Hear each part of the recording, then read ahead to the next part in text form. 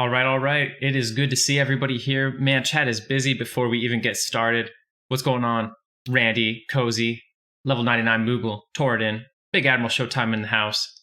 Thanks for the host, Showtime. I didn't even know I allowed hosts, to be honest. I blocked raids, but it's all good. Abrupt, what's going on? Glad to see you got in the Discord there. I hooked you up with permissions and the sub status and everything as soon as you jumped in there. Wrecked, always good to see you here. How's everybody doing? We having a good night? Oh, big Citadel in the house. Much love, Citadel. Village Bikes, Noob Cakes. Big Noob Cakes in here. Yo, yo, yo. All right, guys. Duskra. So, if for some reason you missed the last one and you don't already know what's happening, as you can see here, it doesn't look like my cleric, and we're back in Crushbone, which we haven't been in a long time. That is because at the end of last session, well, sort of the middle of last session, our cleric did once again die. Rest in peace. He died in Lower Guck, like so many characters before him. So we finally went ahead and made that ranger that we've been talking about for like 6 months. I made Zaide Sad, the halfling ranger, at the whims of chat. And we got, I want to say like level 3 or 4 during last session. And then I have been working hard over the weekend to help you guys not have to watch me kill 600 null pups today. And here we are. So let's check out what we got. Well, actually, I'll show you guys, once we're more full screen. But suffice to say, I made some serious progress. So my goals for today, I'm going to try to get to the level where I can dual wield, which we're pretty close. Might surprise you, which for Rangers is 17. And I want to buy my first magical weapon, which is going to probably be the Combine Longsword. Either going to North Karana, which I can consider a little bit more adventurous, or I think I can get it in Lava Storm Mountains too. I have about just enough platinum to buy it, so I'm looking forward to that.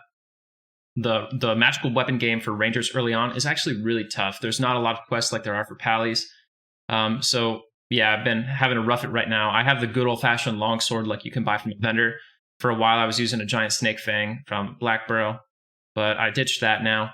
Other than that, we do have one big announcement coming later in the stream. Probably later in the stream. If you're in Discord, you already know about it, but suffice to say, it's going to be a lot of fun. It is a new guild that we're going to be starting up probably February 15th, the day after Valentine's Day. Casual guild, maybe. hardcore guild, maybe. But there's a lot more to it than that, and I'm excited to tell you guys about it. We'll do it, once we hit a good number of viewers and everything, a little bit deeper in the chat, so I don't have to explain it 600 times. But yeah, I'm really looking forward to it. Anyway, with all that behind us, let's jump in.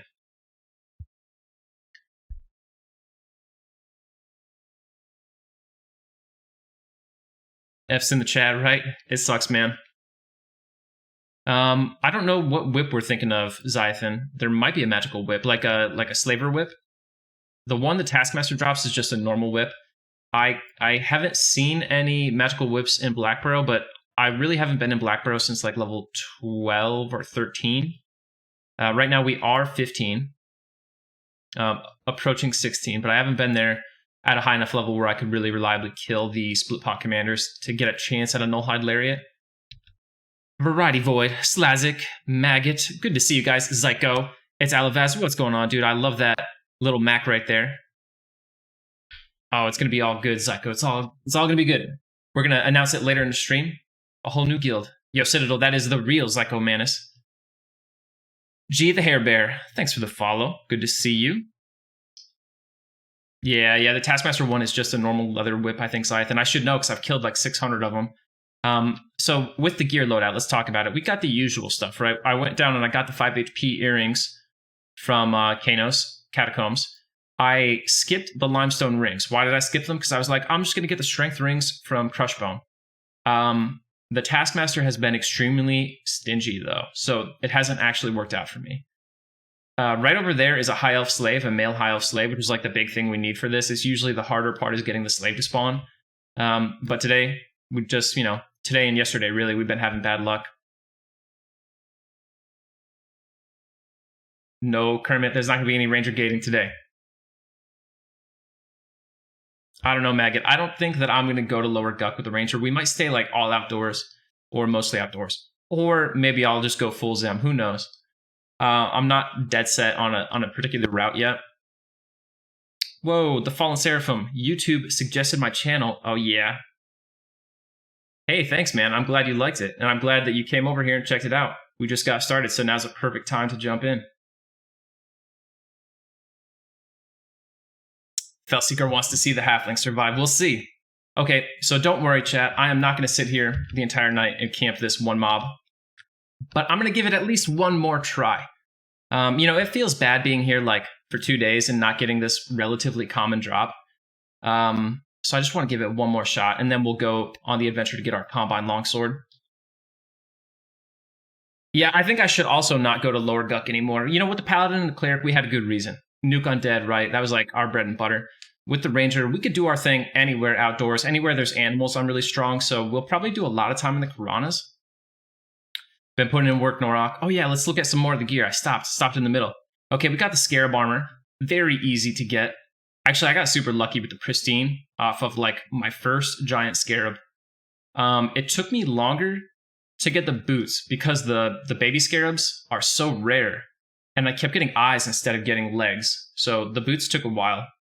I think that was actually the hardest piece to get was the boot. And they're not even better than leather boots, I don't think. But I just wanted to, have the set. Unfortunately, I cannot wear Bloodforged armor. I cannot wield a Bull Smasher. So I did not get those, which are staples of our shorter races. I did not get the Rusty Spike shoulder pads. Like I said before, I wasn't able to kill Null Comms last time I was in Blackborough. And, maybe we'll just dodge the -10 magic resist for this run. But I did get a studded leather collar. Also not the ideal item for us. We really would like the spiked leather collar with the 3 strength and no stamina, because 1 stamina for me is like nothing. But I was really, really focused on EXP, as you guys could tell. I wasn't really too terribly worried about my gear just yet. Last but not least, Shiny Breast Shield. We're only going to use it for like literally 1.1 more levels, you know what I mean? But had to get it. We're in Crushbone, right? Norok, those are just the alligator tooth earrings from the Catacombs, 5 HP.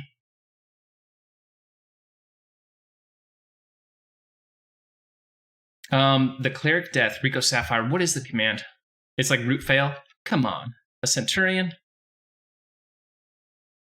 I don't know, chat. I don't know. I don't like how our luck is looking already. Cool with snare because I'm an idiot. There we go.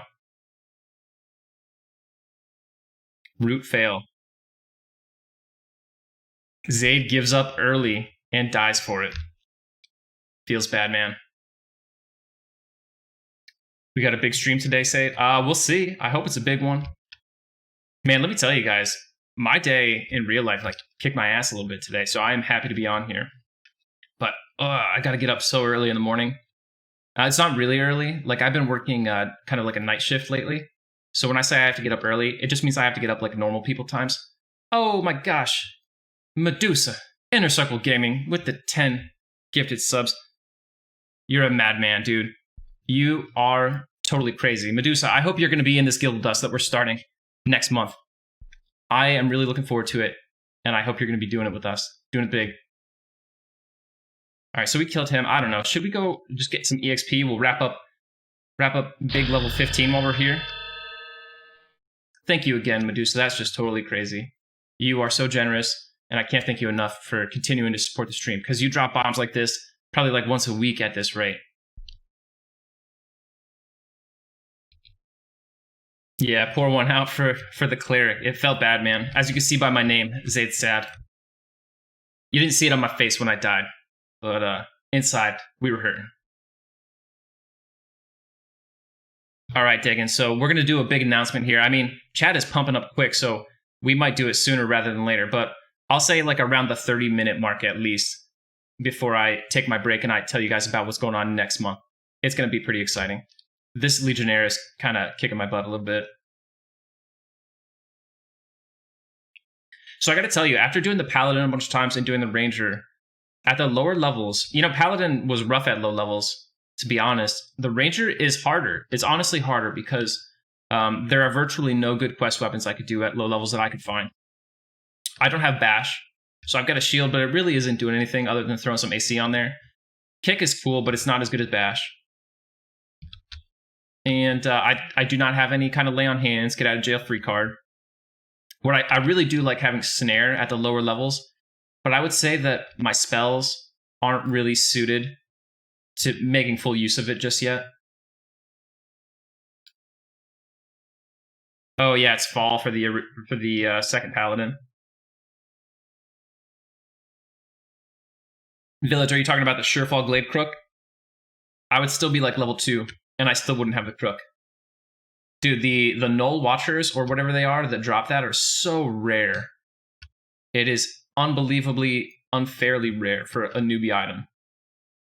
The camp time on it is like what you camp for best in slot gear. You know what I mean? Like, if you sat down at Frenzy right now and camped in FBSS, and I went to Kanos Hills and camped the Crook, you would get an FBSS before I got my Crook. Guaranteed.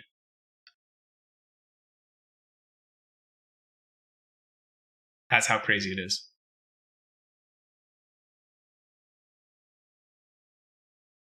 I need to start investing in bandages. Like, those first few levels, there's not a lot of value in bandaging, but like, I'm getting to that point where it could be beneficial to bandage. Yeah, the Null Hunter, that's what it is, Slazik, you're right. I was thinking Watcher for some reason. Mr. Jones, we're not doing lower gut.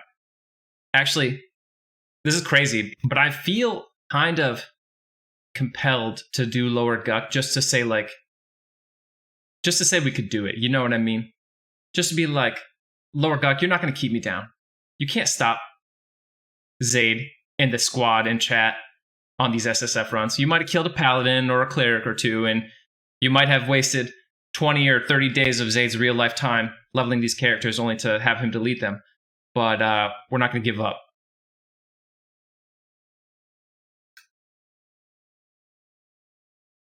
Yeah, it really is the sunk cost. Zalo with the Zorb.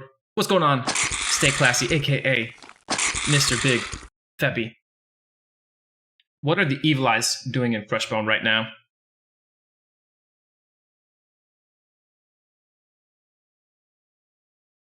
Right, Zyathan, exactly. I mean, you're talking to a guy who spent... Oh my goodness. Secret. Was that loud to you guys, or was it just me? We Swagger Raider. Thanks for the follow. You're talking to a guy who spent 3 years of his life planning his comeback after he lost one EverQuest server. I can't help myself. Sounded fine to you? Okay, sounds good then. So, see, Goodman, how about those EverQuest prints, huh? That was crazy today. Maximilian, what's going on, dude?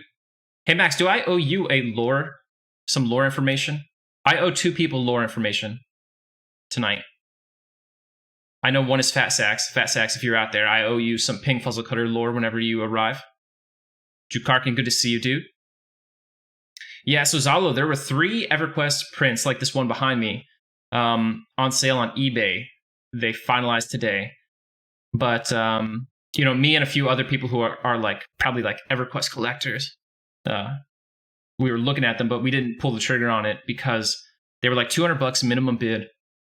And ultimately, I think they were worth a lot less than that. So the one behind me is signed by Keith Parkinson, who has unfortunately passed away. So he's not signing any more of them. And the 3 that were sold on eBay today were Classic, Kunark, and Velius, which are ones that I do want, but they weren't signed. So I'm kind of like, do I want to spend $200 on a print that I could basically go to like an Office Max and have printed out on a giant poster board myself for like $30? I decided no. And I kind of expected those prints to not get bought and maybe they would be relisted at a lower price. But people actually like went close to $300 for them. So it was crazy. In my opinion, crazy. Yeah, I agree, Jakarkin. Elguk will be very rough. I think really we're going to stay mostly outdoors. What I'm really excited for is, guys, I plan to go to Crystal Caverns with this character. So let's like pray that we live long enough to make it there. Yeah, so thoughts and prayers to Karana. Bless our run. Mr. Jones, I don't know if I would say I'm going to race. What I'll say I'm going to do is I'm going to stream the entire level 1 through 50 or 60 grind on the next TLP that drops. And I do hope to be done quickly. Yo, Farmer Hank, what's going on? Liak, good to see you, man. Yeah, I can't believe it. Way more. You know, I don't think we really lost out by not, spending $600 on those. All right, we have about 5 more minutes on our spawn here. It gets kind of sketch out here, so I don't want to get too deep into like where the Legionnaires are. You know what I mean? I can only take like 1 Lego. This should be good.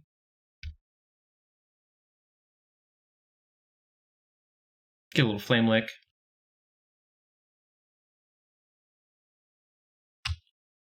But you know what, guys? I don't even have any music playing in the background. What am I doing here? Amateur hour. I don't even need snare. Let's do burst of fire.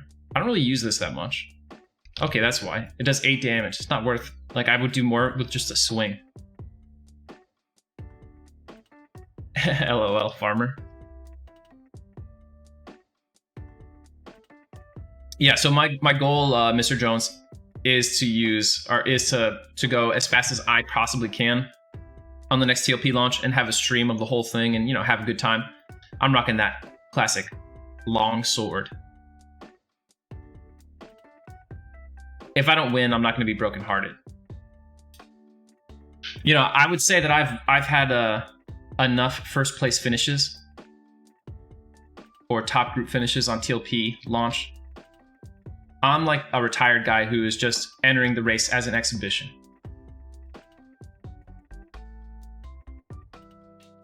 Dude, stay hype, Feppy. You gonna roll with us, dude? Gonna be part of the crew? Big Citadel actually has been in like 9 out of 10. Oh my god, we're gonna die right now. Citadel has been in like 9 out of 10 of my static groups. Doing work. He's always the cleric. And every now and then when he has to go to sleep or his computer dies and he has to drive to Best Buy and buy a new computer on the spot, we have to get a backfill for him. Someone just to play the character. And man, do they always suck. No offense if you're listening and you've played Citadel's character for him. But you make a huge difference, Sid. No doubt. Kermit, I do have my cloth map. I have every EverQuest map except for a special edition classic. It's not really special edition, but the only one I'm missing is a cloth map that came out with classic, but only in the first print run to hit store shelves. So there's like, I don't know, 10,000 of them. Wrecked. That local lore for Crushbone. Okay, so like we talked about when we talked about the curse that hit the various races of Valos Sec. Ogres put purpose stupidity, giants pretty much stupidity too. Their magical prowess was significantly reduced. Orcs did not really receive that same tier of curse. Instead, they were scattered and broken up into warring tribal states. So you look here, this is all area that the orcs have built themselves. You know what I mean? Like, this castle is already nicer than the architecture of Ogok. So they're actually not as cursed as the ogres are. And they've got, like, you know, up here they have trainers, they've got slaves. There's actually, if you go to the place where they keep the slaves, where there's like a smithy, it's actually got a name, like they have a sign and everything. So relatively stable civilization, advanced civilization. In canon terms, they're able to resist the various skirmishes they have with Kelethin and Felwith and stop them from coming right into Crushbone and annihilating them. So the orcs are really not as weak as you might think. Emperor Crush, the one that we have, is like actually the 6th of his name. He's like the 6th Emp Crush. And in canon terms, which this was added later, he's supposed to have a magical crown that he wears that can sense all the orcs within like 100 miles of him, and that's why he's the emperor, and that crown is passed down his line. So he's like ultra powerful for that reason. Now, one big thing that helps these orcs a lot is that they have an alliance with the Indigo Brotherhood, which is the warrior guild of the Dark Elves. They keep them armed and armored, so to speak, and help them with other diplomatic things. The orcs, for their part, are just kind of like an auxiliary force. They're constantly poking at the other elves, and that's kind of enough for the Dark Elves. You know, as long as the orcs are keeping Felwith and Kelethin sort of on a permanent defensive, the Dark Elves are cool with that, and that's all they really need to get out of the bargain. But that's some local lore on Crushbone for you. Wrecked.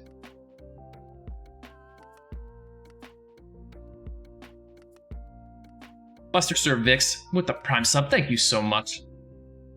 I really appreciate your support. Man, look at us.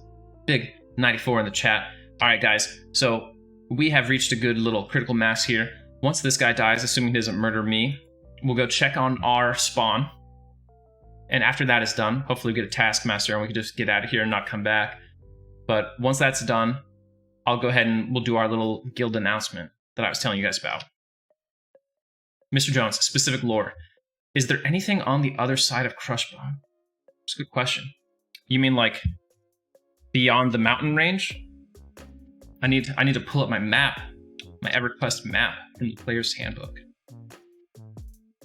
Because Fade War was actually where a huge amount of cut content was. Sort of unfortunate to get this ad here, but we'll be okay. Yeah, so there actually might have been something that should have been there. And maybe it was added in Secrets of Fade War too. I'm not super big on my memory there. But there were at least like 2 or 3 zones that actually straight up got cut from Fade War. And then we had some that were like almost cut. Like Kedge almost wasn't a thing, I think.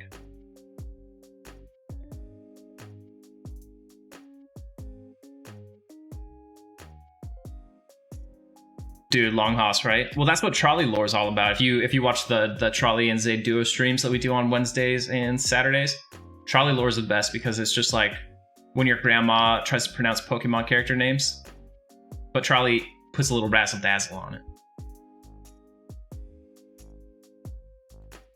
Whoa, Pitten. We are level 15, about to be 16. I've got some gear progression ideas. I got some ideas. It's not all laid out yet. I haven't had time. I really wanted to focus on leveling. Basically, I really want to get to dual wielding. My plan tonight is to hopefully be dual wielding. But we're going to focus on a lot of chain. Like, I'm pretty sure Bloodstained armor. So we're going to have to go to Unrest, kill the Undead Knight at some point. Probably not till like 28, maybe even 30. We'll see.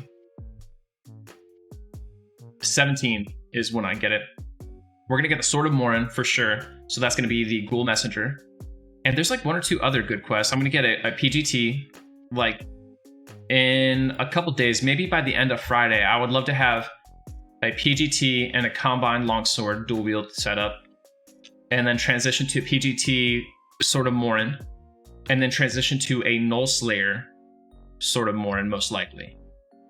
That's kind of like my weapon route that I'm projecting right now.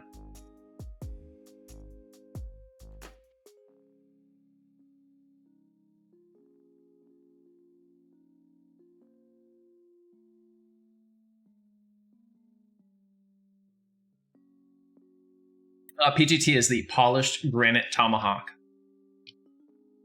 It drops from Granix Mucktail and High Pass. You know what? I don't know why I didn't say Ixar Berserker Club in there, because like the right answer, if you can equip it, is always Ixar Berserker Club, right? That should be sick on a Ranger, where I actually get to really make use of the ratios and enjoy that proc. I think these sell, right? No, it's a Rotting. Ew. Noob Cake, I don't know what you mean. Nice recovery, sir. I was thinking about getting a Riptide Spear, but man, it is a real pain to camp. Just to get Glubsync to spawn is kind of a hassle, and then when he does spawn, he doesn't actually always have it. In my experience, Glubsync always has a spear, but a lot of times it's just some BS spear. Okay, we just have a normal Orc Centurion there. Despite my temptation, I'm actually not even gonna go kill him. Wait, how close am I to leveling? Okay, we're gonna go kill him. I need like 1 kill to level. He won't do it, but yeah, Club and Null Slayer are probably like my best bet, especially if I can upgrade the Null Slayer to like Null Slayer 2.0, then we'll be really killing. I think Null Slayer 2.0 might actually be like the best in slot classic before it got nerfed for human rangers. Or any ranger for that matter. Oh, Orc Impaler, yeah. Stay classy. Fun fact, Granix is a toy action figure. My goodness. Oh, no, don't run, sir.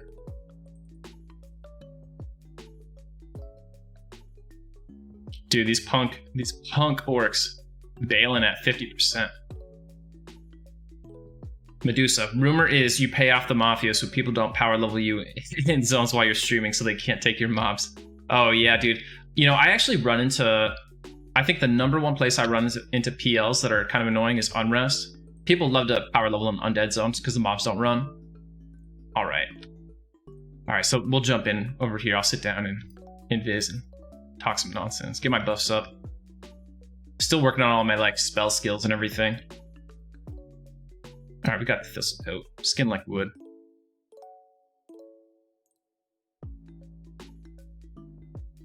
It's possible hand-to-hand is viable for DPS. You know, that's actually a legit secret, Jakarkin.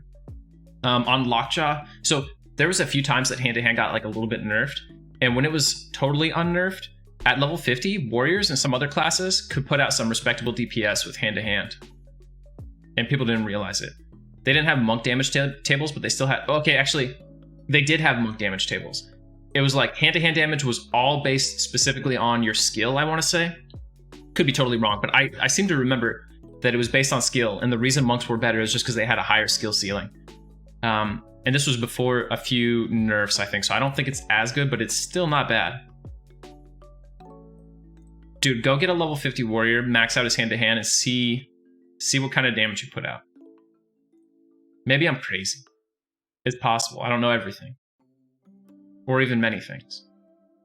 Right. So technically 9 minutes for this guy to respawn. Hopefully, we'll get lucky here.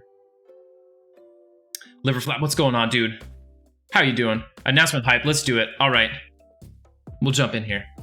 Okay, so the thing that I wanted to tell you guys about, you know, I know we talked about doing a hardcore guild on the next TLP, and we had some ideas for rules and everything that we were going to do. We said, hey, the goal is going to be to clear all the classic content except for Plane of Sky with hardcore characters. And, you know, of course, if you die, you have to leave the guild or delete your character, right? That was the thing. Well, we said, hey, we don't have a firm launch date yet. We don't know when it's going to happen. So what if we just do it now? I don't mean like today now, but in the very near future. But wait, there's more. There are some additional rules, which I'll read out to you guys. Just to get us pumped, okay? So I made a few edits. So here's the rules. We're gonna do a guild, hardcore, self-found kind of thing. Tentative rules. You can group with guild members only. No buffs, items, trading, ports, binds from outside the guild. No cash up items, potions, or bags. All of those are cash out. So like you can have a normal bag, but you can't buy a 40 slaughter and use it, right? No twinking even within the guild. So if you join the guild later and you're level 1 and I'm level 50, I can't just go and dump a bunch of gear on you. We're going to have trade scalers in the guild, obviously, but in the spirit of avoiding that twinking thing, if you are buying a trade scale item like some bandit armor from me and I'm the blacksmith, I can sell it to you, but at the cost of production plus 10%, which is relatively minor for across the board for all trade skills. Generally, you pay like a little bit more than that when you buy crap. Okay, and here's the big one. There's going to be a bounty. I made a bounty list because these are groups, right? You're meant to group in this guild, but everyone in the group is hardcore and self-found. So I made a bounty list. The way it works is that, let me grab this really quick, make sure I explain it correctly. So I made a bounty board, and there's going to be target mobs for the hardcore groups. Each mob is going to have a point value, and the groups / players individually and everything will have a friendly contest for points. Every week we'll have the updated leaderboard, and we'll have a running leaderboard for total points. The only rule for bounties is that when you kill a bounty mob, it has to give EXP to everybody in your group. Okay? So when you kill it, you post a screenshot, throw it in the Discord. Hey, this is the group. We killed it. These are our levels. Look at that EXP message. Boom, boom. And I will generate the points, update the leaderboard. And then let's look at the bounty mobs, right? Because it's not like Fippy Darkpaw. Maybe he could be one as like Joe. But let's look at some of these bounty mobs. They go across the different, a good level spectrum. And these are just some of them, not all of them. But let's just throw some darts at the wall and talk about the bounty mobs that we're going to do. Carson McCabe, leader of High Keep. Sir Lucan Delir. Tranix Darkpaw, there's a low one. He's like level 17 in Black Bro. Lord Elknub. Garanol Ruxif from Unrest. The Ishva Mal, with the caveat that you have to kill the one that spawns in Paw. Emperor Crush, Ambassador Divin. Doable. Najena herself. Sergeant Slate. The Avatar of Fear. The Ghoul Lord. The Shin Lord. The Froglock King. The Goblin King, Sol A. Lord Picklaw. King Zorb. Hillmane. Terror Rantula. King Bragnar from the Warrens. The Mugglewump. Lord Soptavir. And Ali Zusar. Efreeti Lord Jarn. Priest of Nagafin. King Tranix. Estrella of Gloomwater. Lieutenant Daggerrock. Those are just a few of our bounty targets. Each one will have points, based on their difficulty. And it encourages these hardcore groups that are already at great personal risk to go out and really push the limits of what they could do as a group and try to knock these targets out. So that's kind of the name of the game here. For a lot of you guys in this chat, and I know me, we've played Everquest for so many years. We've done everything left, right, and center. You've killed every raid mob.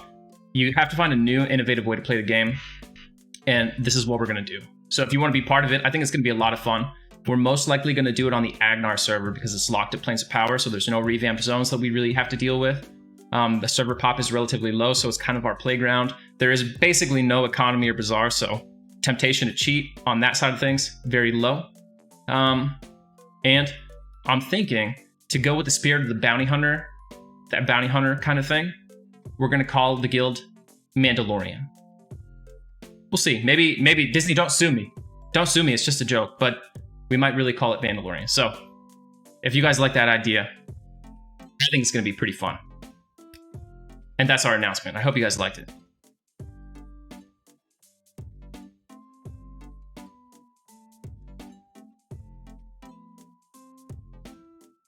Dude, you know what would be so good? You guys should do this to me one of these days. Because a lot of times when I'm doing that announcement mode, I'm like not looking at the chat too much. When I pop back into the game, you guys should be like, dude, your mic was muted the whole time. As soon as I came back, I looked at it and I was like, wait, was my mic muted? I saw Cozy say, did I miss the announcement? And I was like, no, did I do that whole thing muted? Okay, yeah, I forgot to say the date, didn't I? The launch date, February 15th. You have until the end of Valentine's Day to prepare yourselves. Get ready. And you have to start your character at least on the 15th. So if you have a character that you're starting now and you want to get a little head start, it just doesn't count. In the spirit of everything being fair and us all having a fun, big launch together, we're all going to start on the 15th. If you start on the 16th, 17th, 18th, after, anytime after our official start, that's great too. But don't start beforehand. So if you want to get some practice, go ahead. But it's not official unless we start on the 15th. Tell your girlfriends, tell your wives. Valentine's Day belongs to them. Tell your boyfriends. I don't know what you guys do. There's some girls in the chat, right, Trolley? Valentine's Day belongs belongs to them. But the 15th, it's Mandalorian time.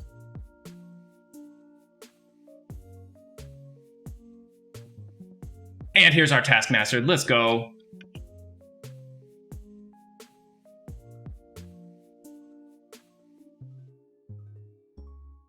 Yo, Mandalorian 2K.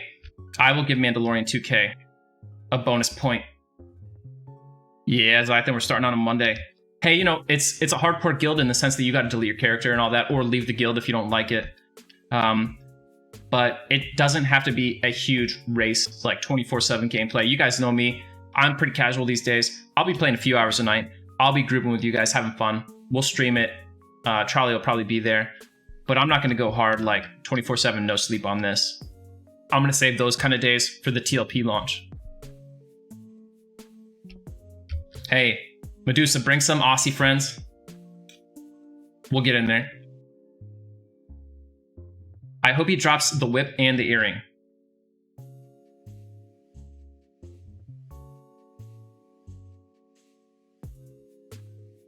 LOL, Zython.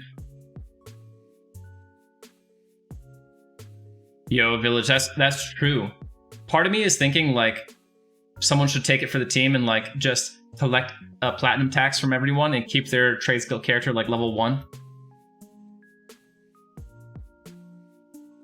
Be like, yeah, I'm role playing. This is Zaide Smith. He doesn't leave Kanos. He's a resident here. The biggest thing is going to be the JC. Jewel Craft is going to be crazy. You got to defend the guild's JC person with your literal life. Yeah, liver flap, I do too. It's going to last a while, you know? And so the thing is, we talked about doing this on the TLP when it comes out. We're still going to do that. So this guild, whatever we got going, whether the TLP launches in March, April, May, or they just skip it and they start it next year, it's gonna resurface or just continue on. Screw you, Taskmaster. It's going to continue on with the TLP. So we'll just boom, restart it when the TLP comes out. Refresh the leaderboards. All right, well, we got 16. Oh God, Duskra with the big lore. Duskra, who is Faceless? I don't know. I don't know who that is. Oggs Burnsfield, let's say hypothetically, we are bad at this game. What would be a recommended first hardcore character? I would recommend a character with Feign Death, like a Necromancer, Shadow Knight, or a Monk, or a character with DA, like a Cleric. Or a Mage. Mage is really easy. Oh, dude, Jukarkin, actually, my Divination is good, but my Conjuration is balls. Oh, man. I actually did take a moment to just spam Camouflage on myself to get, I think I got to like 50 at least Divination. Yeah, it's gonna be nice. Yo, watch I mean, this is real pie in the sky stuff, but wouldn't it be cool if the Agnar server population jumped up to like medium from like the death grip that Low Pop has had on it? Nah, Mr. Jones, I was literally just trying to get a Taskmaster earring so that I could trade it to Guard Satine and Felwith to get a Silver Amber ring, because as a Ranger, I can't get any other like normal jewelry, right? Because I can't enchant platinum and crap.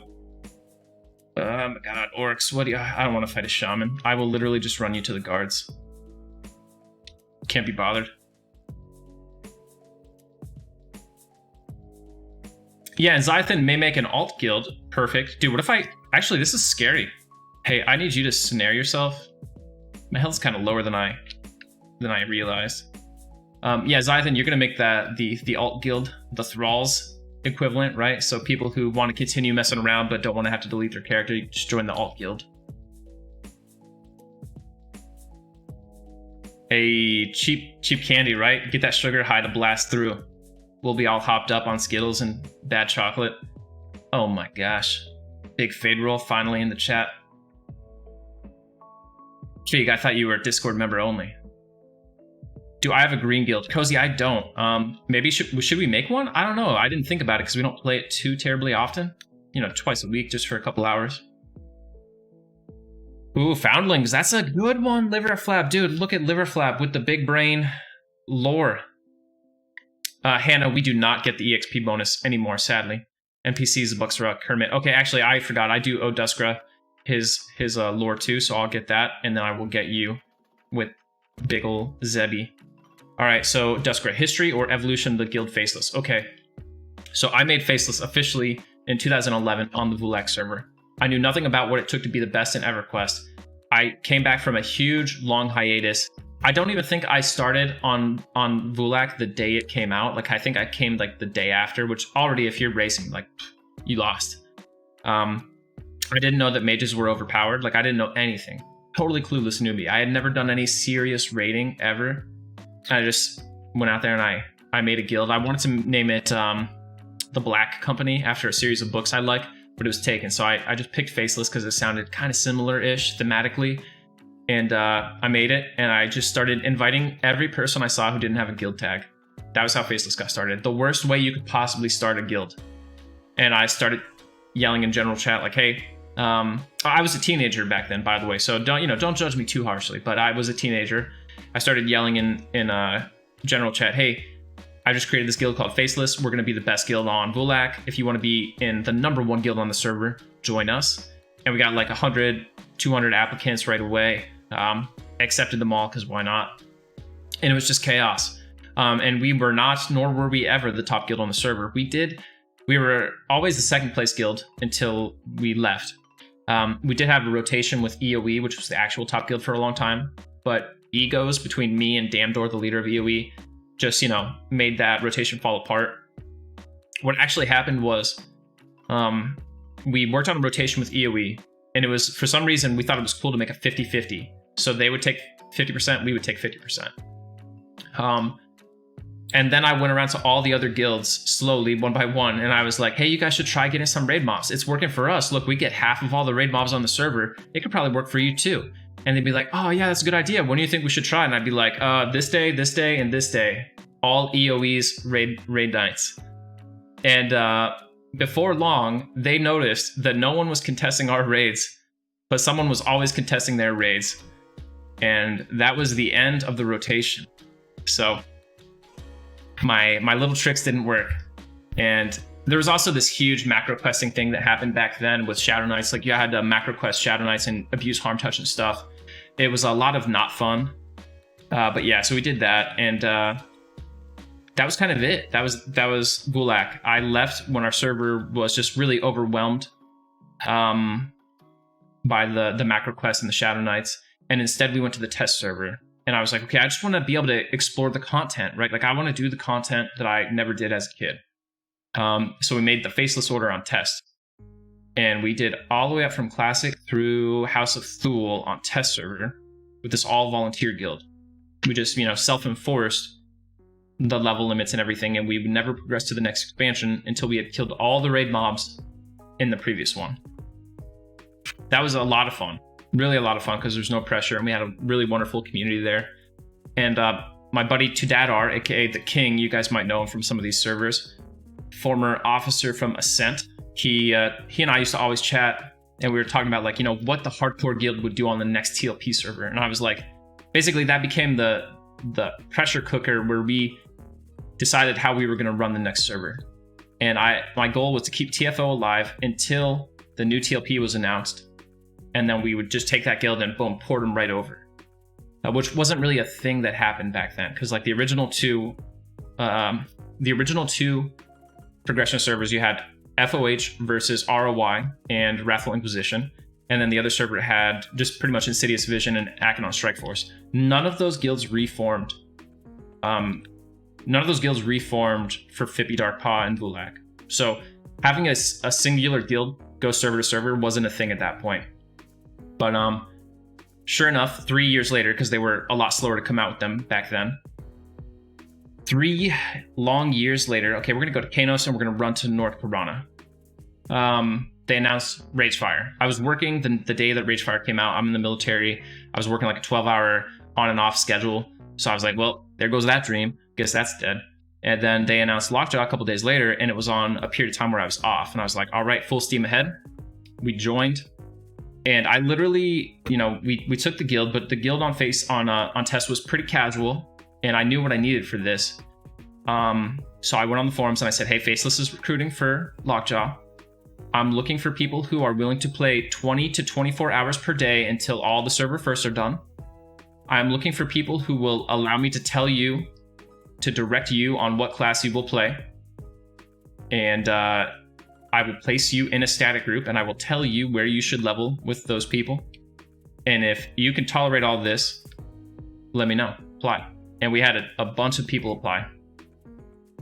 So, you know, the history there is kind of like, everybody knows it, right? Server came and went, we crushed it. We did a lot of great things on Lockjaw. Unfortunately for me, like I said, I still had that 12 hours on and off schedule. I had periods where I would have like 5 days off in a row, and then I'd be back on like, 7 days of nighttime. So I didn't want to lead the guild because it's a huge responsibility. If you've never led a guild, it takes like all the time you could possibly muster and then more. So I was like, all right, I'm not going to lead the guild. I said that I would stay in the guild in an officer position, leadership type role until all the server firsts were done in Classic. And then top guilds never lose, right? They never die. So then I would just pass it off. This guild that we used to be friends with called Black Syndicate had some members join us. And one of their officers named Darth is the guy who I selected to be the leader. This ended up being a very poor decision on my part. And that's about all I'll say on that. But if you've heard a bunch of terrible things, chalk it up to me making that decision and that being the wrong decision. But the guild still did great. I ended up staying a lot longer than I expected because there was some serious stiff competition on Lockjaw at one point, and I was not comfortable leaving the server until I ensured that that competition was gone. And the day the competition, who shall not be named, quit the server was also the last time I logged into the server. Then Agnar was announced. Basically formed that guild on Fires of Heaven forums with a bunch of pals. A ton of people from Lockjaw came out again, and then a lot of new folks too. Crushed Agnar, had a lot of fun. After that, Agnar went on for all the way through Pop. The guild crushed that, but that's where the server stopped. So Faceless Empire was the guild there. They're the top guild until the server was done. Then we went to Cello, had a big guild rivalry. Ice-T talked some trash, and now the guild on Cello is about to be the second guild to ever go the distance on a TLP server. They're about to hit live, and it's going to be really cool to see them do it. Ethereal Llama, should I redeem some Yogg lore? Please don't. Spare me. It's a dark period. It is indeed. It is indeed very modest of me, Biggs. Thank you. Yeah. The Lockjaw Guild had a dark period, I would say, and it was kind of like not the greatest for us. We accomplished our goals, but we probably did some of them in a way that created lasting enmity with other people that didn't need to exist. Zalo, I joined like every Everquest Discord that I can find, and I don't know that any of them are better than others. I try to be in the official EQ Discord, the P99 Discord, at a minimum, just to keep my finger on the pulse. And then I'm in every of the 9,000 Faceless Discords, and of course, you got the dojo. I can guarantee you that if you're in the official Discord, the P99 Discord, and my Discord, the dojo, you will not miss Everquest news. And in fact, you'll probably get it very quickly because we're a bunch of nerds and we monitor that crap like 24/7. So I would say that's your best bet, Zalo. Happy Monday, Arvis. Yo, big Arvis. Arvis, when are you starting your streams back up? I'll give you a shout out in the chat right now. Oh yeah, Cello Rivalry was a lot of fun, incredibly fun. Unfortunately, we as EQ players maybe took it a little bit too seriously at times, but outside of that, just the gameplay and the personalities involved, outside of the points where drama was too much, was a lot of fun, and I think it was a great server, fantastic server. Silent Wrath, why did I not do Air-Dune? Well, what was my reason? Okay, yeah, I remember now. My wife, Big Trolley, Small Trolley in the chat. My wife was pregnant at the time, Silent Wrath, and I knew I wasn't going to lead any more guilds and stuff. I couldn't commit that kind of time in the future. So I went to Air-Dune and I said, hey, I'm going to play Everquest on this server. And as soon as I'm done with this character, I'm just going to delete it. And that's kind of what I did. I leveled up server first level 50 on Air-Dune. That was me. And my group, I mean, honestly, more credit to my group of people who did it with me because I just play a mage, right? But I happen to be the guy. and then deleted my character, and that was mostly it for Aerodune outside of the stuff we do on streams. Dude, I know, I can't wait, Fellseeker. When I get Spirit of Wolf, it's gonna be such a game changer. I'm not even ready for it. Not even ready.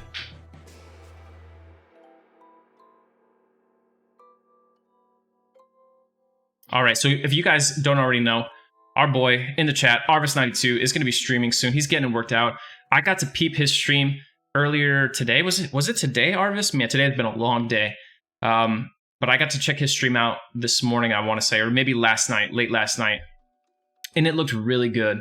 So I would say that just from the little bit I watched, the stream quality, like the polish, was already better than like 90% of EQ streamers. So if you're looking for someone to watch when you're not watching me, I encourage you in a week or two to check out Arvis. Yeah, Liak, I'm in the doghouse now.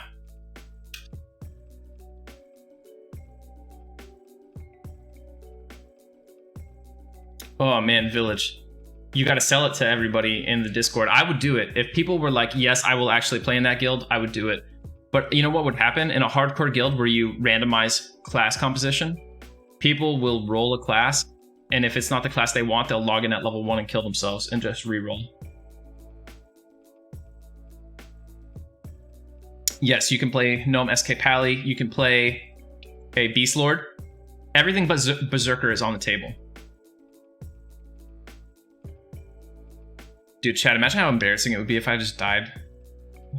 What is this? There's like walking trees and stuff. They're amiable to me, and that's cool. Feels good being a ranger. So what's your opinion on the new meta of just Zerg? I was in Faceless on Agnar and felt like we didn't Zerg. We just had a strategy. Well, Silent Wrath, I will inform you. Faceless definitely Zerged. 100% we did.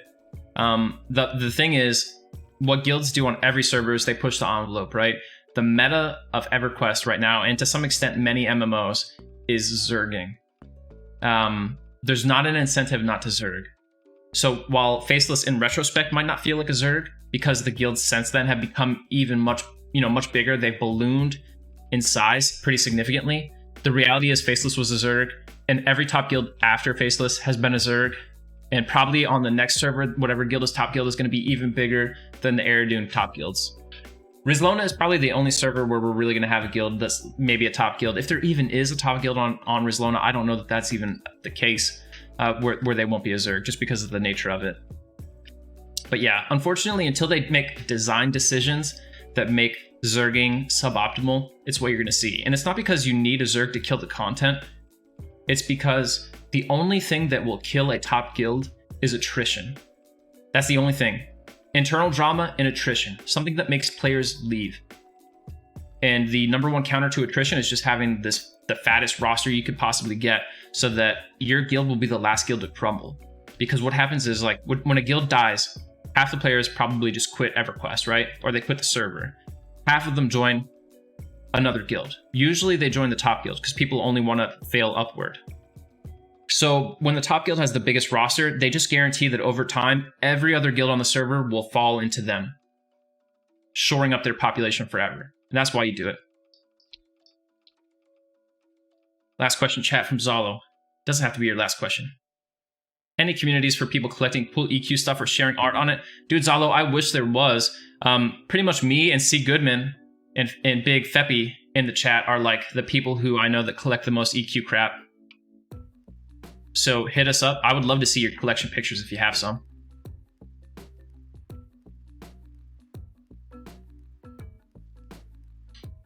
Is Rizlona still Zerg? I guess so. Yeah, Mr. Jones. Yeah, Biggs. I mean, it's just, it's what you got to do. Ooh, that's a good question, Abrupt. I should make a rule against that newbie quest gear, the Luckland newbie quest. I'm going to make a rule against that. Thank you for bringing it up. You can't do it. EQ treasure. You're right. You're right. It is treasure. Look at this bandit. Dude is like sprinting. I'm not trying to get jumped out here. The scariest thing that could happen to us right now, outside of it becoming nighttime, where we would get jumped by like the ghoul messenger and a werewolf, would be a pathing bandit out here by the road, being like a half elf, rolling up and rooting us, and be like, it's all over. Right, and that's the other thing. Like, top guilds want to be able to attack content at any time whenever it spawns, right? So if you're a guild, like let's say you're not a Zerg, let's say you're a guild with 60 real people and you don't box. It's enough to kill all content, pretty much in EQ from start to finish, classic to live. If you had the same 60 people in the right class composition, you could crush every single expansion easily too. But let's say you want to kill Nagafin at 5 a.m. Well, maybe only 20 people log in.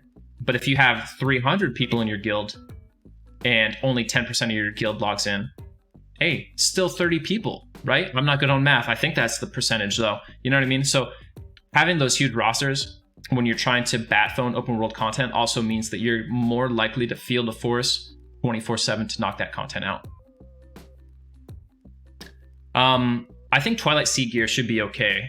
The Twilight Sea gear is a little bit higher level.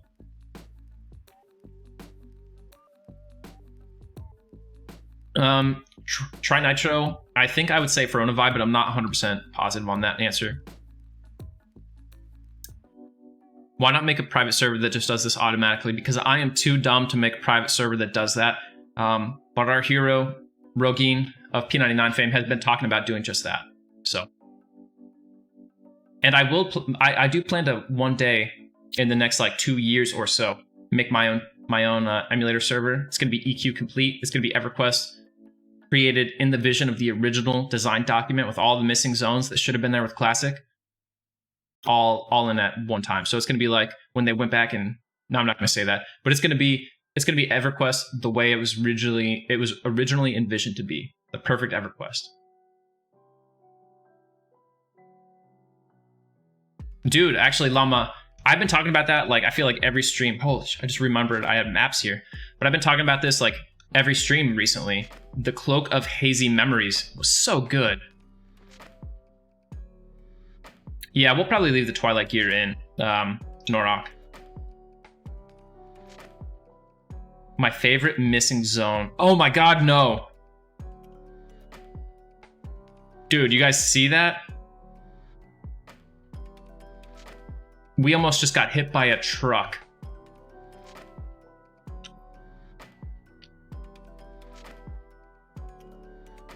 Liver Flap, can I see your gear though? Yes.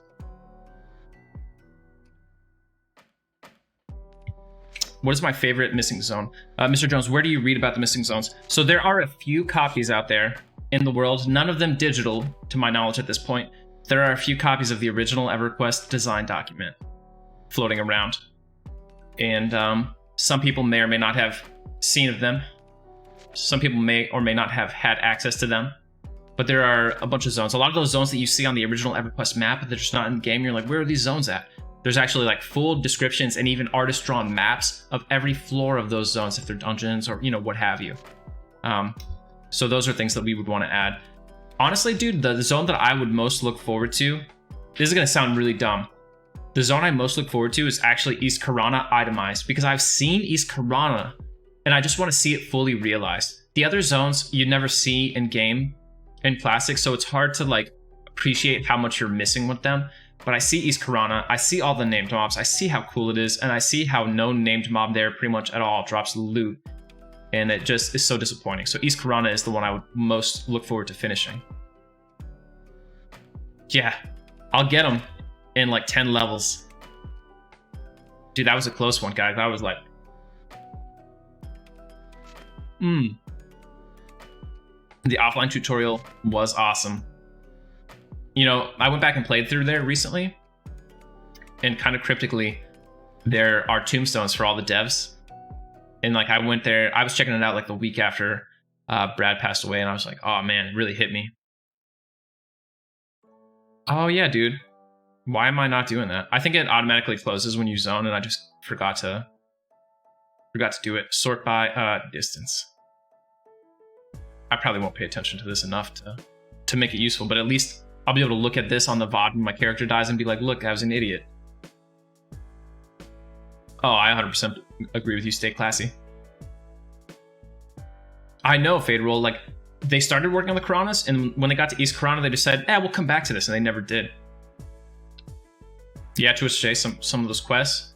We got Miracles, Menagerie. Some zones were sort of spiritually remade in like other expansions, like Eldon or Secrets of Fadeware. We got Loping Plains. We got Meldraths. We got Miracles, Menagerie. We've got the fully finished East Karana. We've got adding Mayong Mistmore to the game. We've got adding the Megalodon back to the game. Those are just like the things that right off the top, you know what I mean? But there's actually a lot more. All right. Wouldn't it be crazy if I was like KOS to one of these guys and they just rolled out and killed me?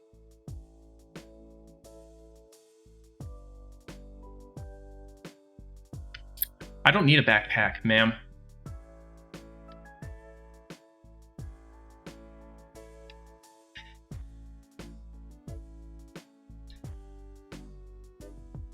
Is it Rule? Oh yeah, we got him. I think I can afford these. Any plan to do another Faceless, or am I done with those? I want to do another one. It might not be the same hardcore Faceless we all know and love, you know what I mean? But I would love to have like a casual one, or I would love to be a part of a Faceless in the future that somebody else led, and I just got to be a member. That'd be dope. Death prediction. Bets on ETA of Ranger Death. Arvis, we're going to bet like at level 51 during the celebrations. I should do that, Chinchilla. That's a good idea. Zubuxaruk lore. Okay, yeah, so sorry about that, Kermit. I missed you. I keep telling myself to do it, but I'm like falling behind. So Zubuxaruk was the ungod. He was like originally, I think he was like a mortal originally, but he became the ungod, the god who can see the unraveling of the world, and you originally see him imprisoned in Plane of Time. I believe the reason he's in prison, and by the way, he is worshipped by the Plane of Knowledge denizens secretly. Plane of Knowledge, aka New Tannin. That's where Zubuxaruk is worshipped, because his is like the force of knowledge, you know what I mean? The reason he's imprisoned is because he talks about how the gods aren't as immortal as you think. They're actually a lot more fragile and vulnerable than people realize. I think there's a bit in there about how like their power is in some ways derived from the worship they receive from their people, but I could be getting this confused with like every other fantasy thing in the world. So, but I think that was it.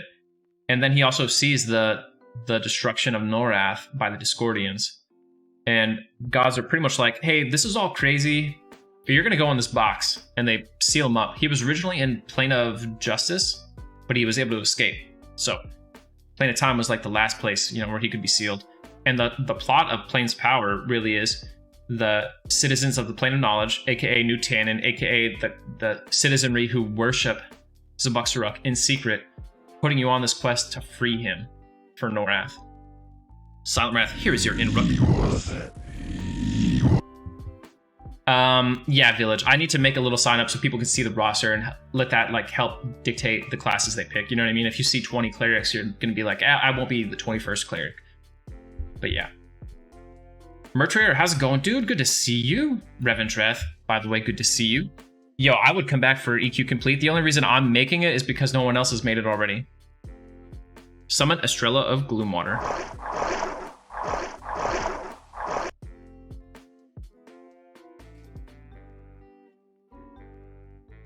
Yo, it could be Leok. Maybe I should get out of here quick. I need to get this Combine long... 66. Why is it so much more? Boys. It's my stupid halfling charisma. Alright, we got 1 point right here.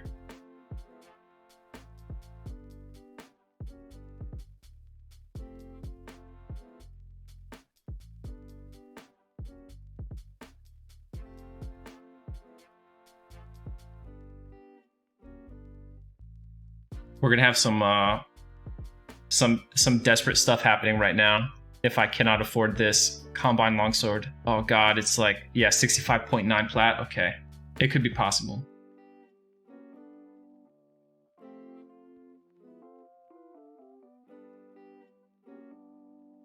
I only need one of these.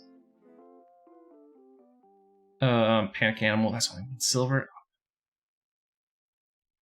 Okay, we can afford it, but we're gonna have to like pawn some of our stuff off here. Super Suit Guy, what's going on, dude? We're gonna be doing that.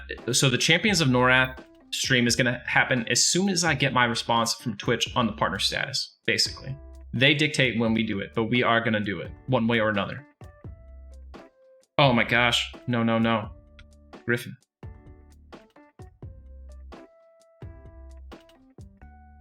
Okay, yeah, I can jog your memory, liver flap. Let me finish pawning off my gear to buy this stupid sword. Is the scimitar on a ratio basis just as good? Chat, what's the math? Is 524 as good as 628? Is it actually better? Because it's a big difference in my funding. You know what I should do? I should just hide. Boom, hidden. All right, so while chat tells me if I should get the scimitar or the longsword, Liverflap, I will talk to you about the good old Battle of Bloody Kithcore. Longsword is better. Damn. Here's the thing. There is High Keep, right? You got High Keep, Liverflap, and then underneath High Keep, you've got the mines there that are being mined by the Picklaw Goblins. And in High Keep, you've got the Dark Elves hidden there. Carson knows they're there, but most people don't really know what's going on with the Dark Elves there. So the Dark Elves are supposedly helping Carson and, you know, doing something sort of profitable for him, but they're also gathering information all the time. One of the information bits they gather is actually from a goblin. Oh my god, please no. I don't even know if I'm KOS. It's scowling at me. I actually did the dumbest thing possible because I was hidden and I moved. So the goblins start talking to this Dark Elf and they're like, hey, we found this really weird rock. It's like a shiny rock, you know what I mean? They show them. And the Dark Elves realize this strange black rock is very magical. It's got some special properties. They send it back to Neriak. They investigate.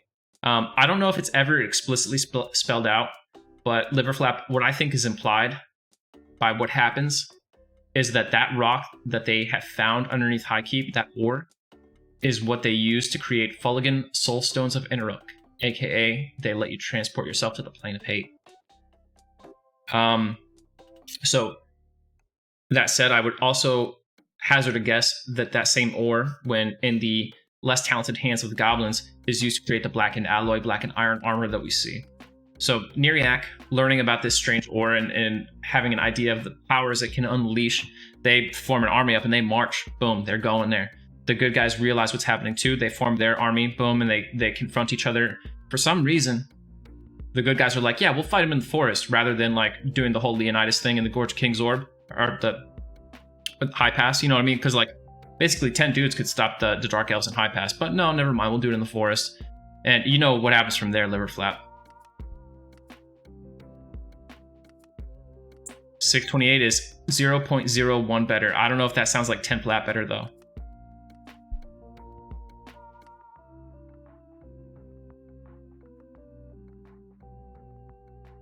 Beef Wellington brings up oh, you know what? I could sell this.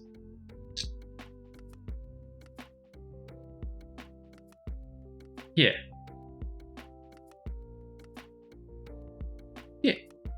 Yeah. There we go. We made it, chat. Oh, yeah.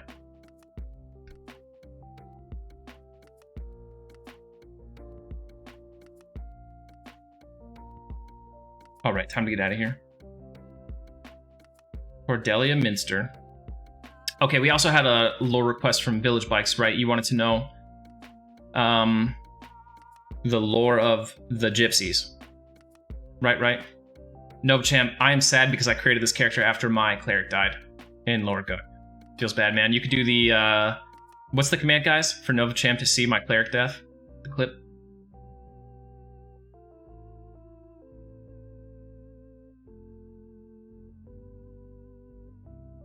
Liver flap. Seeing the gravity. Oh, yeah, you're talking about the... So, yep.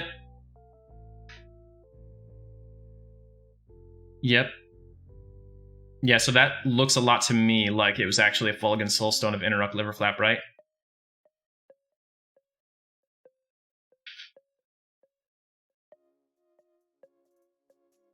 No. Ranger's actually pretty cool. I'm sad because, you know, We had to break a few eggs to make this ranger omelet, as it were. Okay, village. The gypsies in Norath, I believe, are almost all remnants of the Combine Empire. They're the guys who missed the boat, so to speak. When the Combine Empire went up, for whatever reason, these guys stayed down. Maybe they woke up late. Maybe they were like the people who were like, no, we're not listening to the Combine scientists. No, we don't want to go to the moon. That's dumb. Or they were just scared. But either way, they stayed down here. And that's why they are basically the singular source of Combine weaponry. They still have all those Combine artifacts.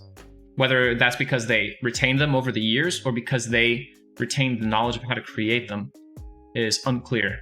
But yeah, that's why the Combine gear is sold by the gypsies.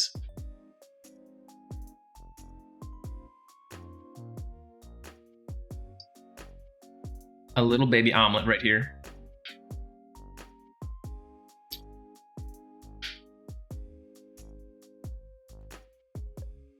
All right, chat. Do you guys have any picks? Any place in particular you want me to level?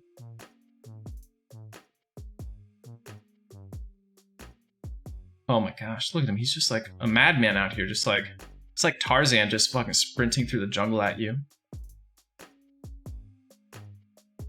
Lower Guk Mercher, why are you doing that to me, dude? Like Raft here, high hold pass. I think high pass could be too high for me right now. Lake Raft here, I could actually probably do. Perry, I am the big level 16, which means I should probably update my OBS because I bet you it's wrong. Oh no, I listed it wrong in the beginning, so now it's correct. We can edit our goal though, because we got that Combine Longsword. Goal, dual wield. Be able to afford a weapon to dual wield since we had to sell the last one. That's another one. Cash override, what's going on, dude? Mistmore could be good. I don't have Harmony until 22 though. I need a few more levels. Yeah, I'm 16 right now. Boom. I could do Lake Wrath, but it would be bandits and they'd be a little bit low for me. Currents is probably like one of the best. Dude, Novashem, you're like not the first person to tell me to do hand to hand. It's kind of funny. Ooh, Cauldron is a death trap, dude. I would get smoked by some goblin who just rolled past me.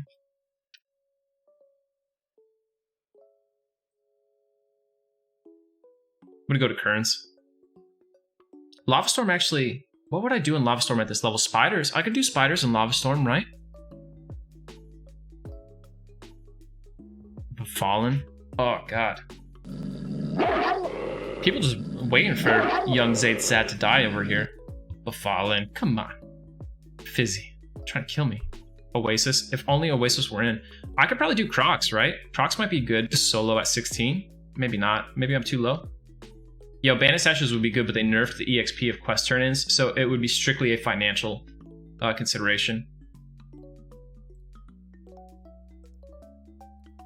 I can bow kite them. Dude, I can't even afford arrows.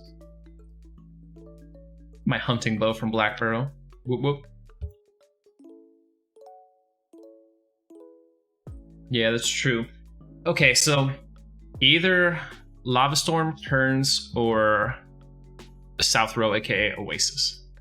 I'm 16. Yeah. Oh yeah. The Aviax in Wrath. That's true. That's a good point. Lake of Elements Sarnax would be good. Currents. I don't know. We'll think about it for a second, guys. I'm gonna be right back. Drank one too many Diet Cokes already. But yeah, I'll be right back in 1 second, folks.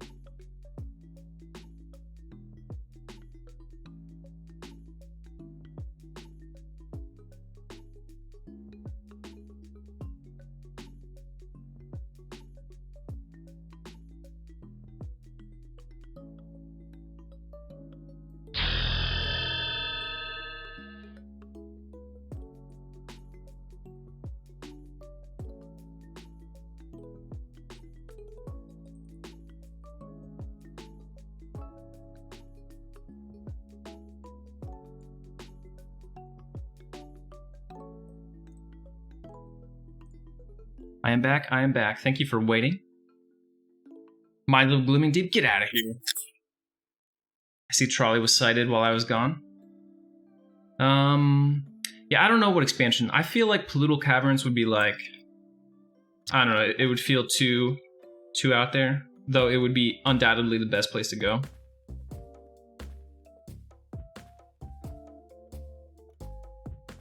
Is there a death trumpet?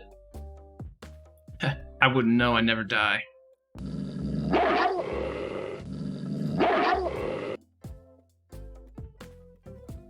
Well, the reason I wouldn't want to go to Kearns, even though it would be awesome, is because it's kind of like boring, you know? What time is it? 5 p.m.? We could just run through good old Kith really quick. What do you guys say?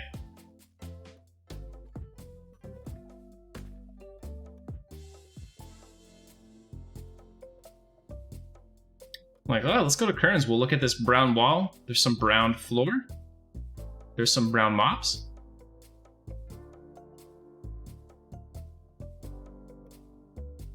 7 p.m. We can get through Kith in that amount of time. Wait a second. Oh, shit. I forgot to put my helmet on. Yo, you making some good plat there, Liver Flap? I'm telling you, high keep is like my faves. You know what? Let's pull up our tracker here. Ba-bum. All right. Feared-all assassin. Stay away from me. A Bixie.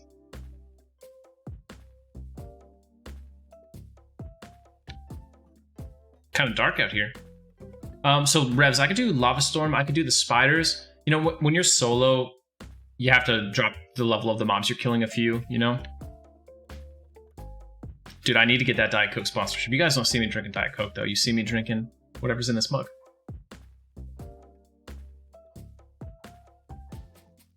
Yeah, Kearns is popular. I'm a little too low to kill the Jester right now, so I feel like Kearns would be like a little bit of a wasted opportunity. Monty, what's going on, dude? Good to see you.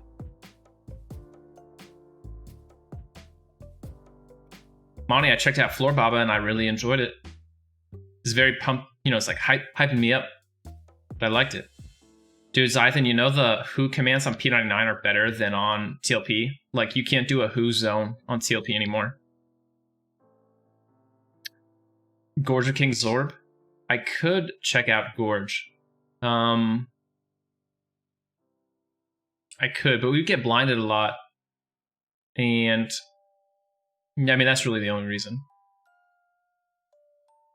If Crocs kind of suck, we'll go to Gorge. Try it out. Scorpion, thanks for that Prime sub, dude. Very much appreciate that. A Goblin Worker. Questing for the True Shot. I'm probably like too low for it, right? Whoa, Soup's good to see you back, dude. Oh, nice. Superman, you missed the crazy announcement earlier. But we're gonna do something pretty soon that might keep you busy if you want to join us.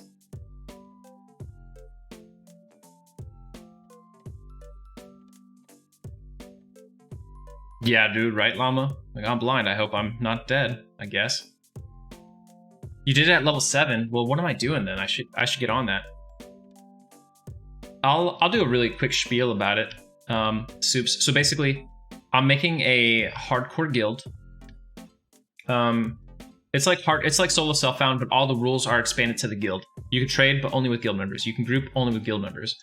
No twinking, no cash shop items. What are some of the other rules, guys? So the other thing is I've made a big bounty board, right? And I've assigned points to all the bounties. And the bounties are target mobs for group members, groups of people to try to kill. You get points for each one, and it creates a leaderboard that I update every week, and then we have like a running total leaderboard as well.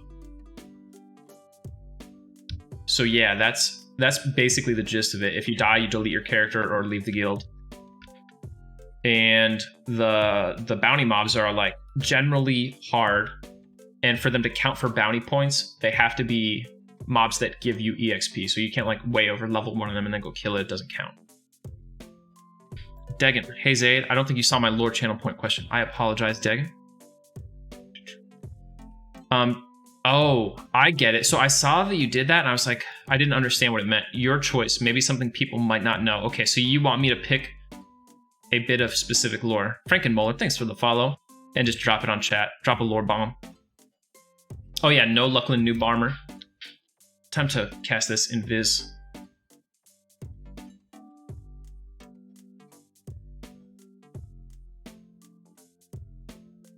And we're going to call that guild Superman. We're going to call it Mandalorian because we're bounty hunters. This is the way. Arvis, it is going to be on the new TLP, but we're going to start it on February 15th on most likely the Agnar server. And then when the new TLP, whenever it comes out, we're just going to move there. All right, Dagan, let me think of some good lore. It's hard for me because from my perspective, I'm always telling chat about all this crazy lore.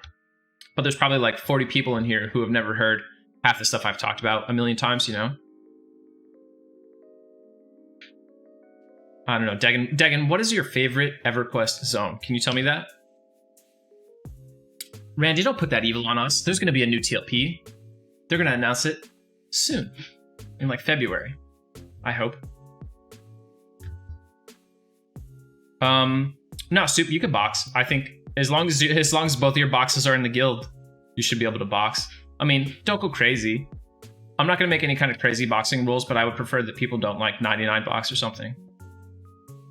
And I would take it, I guess, on a case-by-case basis. But if you wanted to 2 box or something, I'd be fine with it. Just do so at your own risk. Be really weird having one box that's like level 1 because it died, and another box that's like level 30.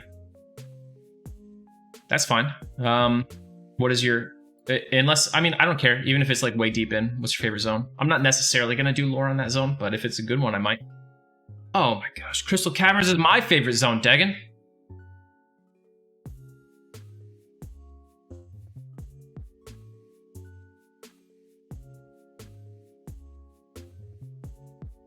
Yo, let me see that Crystal Caverns hype. CC's in the chat.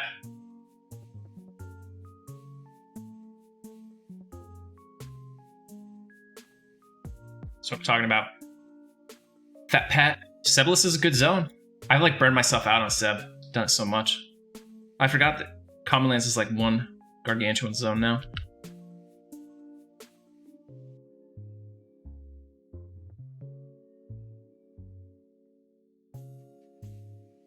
Oh, that's crazy, Kermit. So you didn't know about that at all? It's super cool, isn't it? Yo, Crystal Caverns is the best because it's got the best music. It's got like some of the coolest lore. It's got some of the coolest enemies. Everything merges into like just one awesome thing. You know when you're in the city and you're looking for a bar to go to, right? You're downtown with the boys, right? You want to get drunk. And you're like, okay, there's all these bars, all these fancy lights and stuff. And then you see that one bar, and to get into the bar, you have to go down the stairs from the sidewalk. It's like in a basement. You're like, that's the bar we're going to. That bar is Crystal Caverns.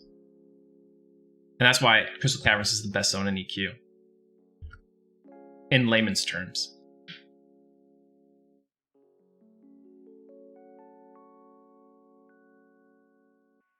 All right, so check out some Crystal Caverns lore. Crystal Caverns was the site of the first Coldane civilization. Actually, let's back it up a little bit more. Let's talk about the Coldane in general, right? Kaladin has fallen on rough times because their whole thing is mining ore and stuff. But if you notice, like when you look at Soleil, who's mining there? Not dwarves, right? It's gnomes. Gnomes with their clockwork engines and everything, they've become very effective miners. They're always tinkering and stuff, so a lot of mining contracts across Norath have been taken by Akanon instead of Kaladin. So eventually there is an ore that is found in Otis that they want to mine. I don't know if you've seen an erudite, but they're not really the mining type. So the erudites contract Kaladin to do it. Kaladin, they're like overjoyed, right? They put together their best miners on a voyage to go to Otis and mine out this stuff. On the trip there, they have 3 ships, right? On the trip there, there's a huge storm. They get lost. They sail for like days and days. They're almost all starved. Eventually, they reach land, but it's the frozen, lost, legendary continent of Velius. It's not Otis at all. That's how the Coldane got to Velius. They weren't even called Coldane at the time, right? They're just dwarves. So they're led by young Colin Dane, who had his magical pickaxe passed down from his family. And they, at first, they wanted to find a way back and everything. But they realized they basically got there on accident. They don't know exactly how to get back. And one ship was completely lost, so a third of them died on the way there. And then another ship was damaged beyond repair. So they know that even if they were to find a way back, they could chart it.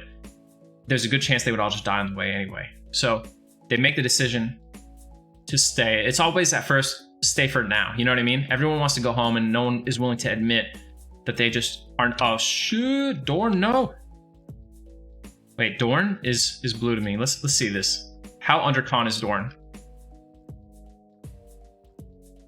Dorn is still relatively undercon, it seems.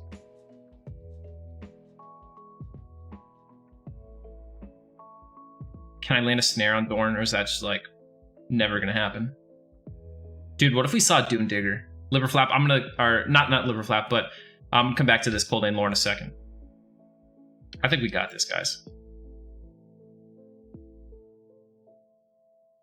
He doesn't have the dagger, but it would be really good if he had a dagger.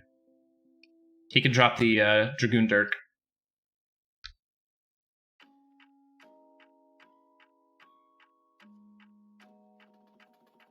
Dude, when I was a little kid, this guy was my nemesis. Trying to hunt dervs, and he'd just roll up and wreck my whole group. What's going on, Knockboot? Good to see you.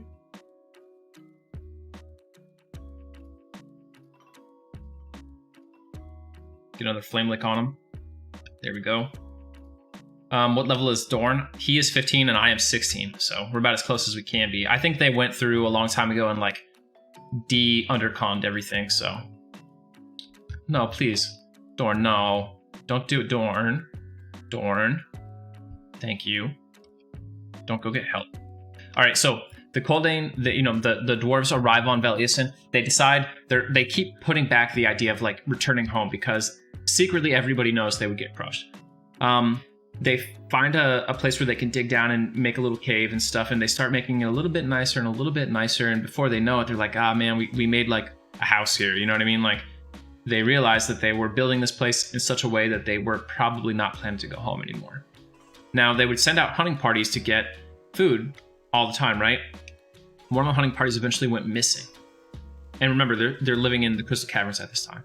So, the hunting party goes missing. They send out a search party. They can never find anybody. At that point, they give up hope on them, and they make new rules. Hunting parties have to have like this many medics and stuff. But one day, one member comes dragging himself back, bloody, bruised, and broken, to Crystal Caverns, and he says they were abducted by a tribe of giants. They were taken to a giant city and tortured and everything. And they're like, oh no, that's like crazy. That's really bad because, like, there's a big size discrepancy there. At first, people think maybe the dwarf talking about is just crazy, but Dane, good old Colin Dane, is like, wait a second, how'd you escape? He's like, they just weren't paying attention one day and I made it out. And Dane's like, they probably followed you here and now they know where we're at. And Dane realizes that they will very likely soon have a full assault on their home. So he sends out scouts secretly. He doesn't tell anybody except for the scouts. He sends them out to find a new place. Eventually they find the location that would become Thurgoden, right?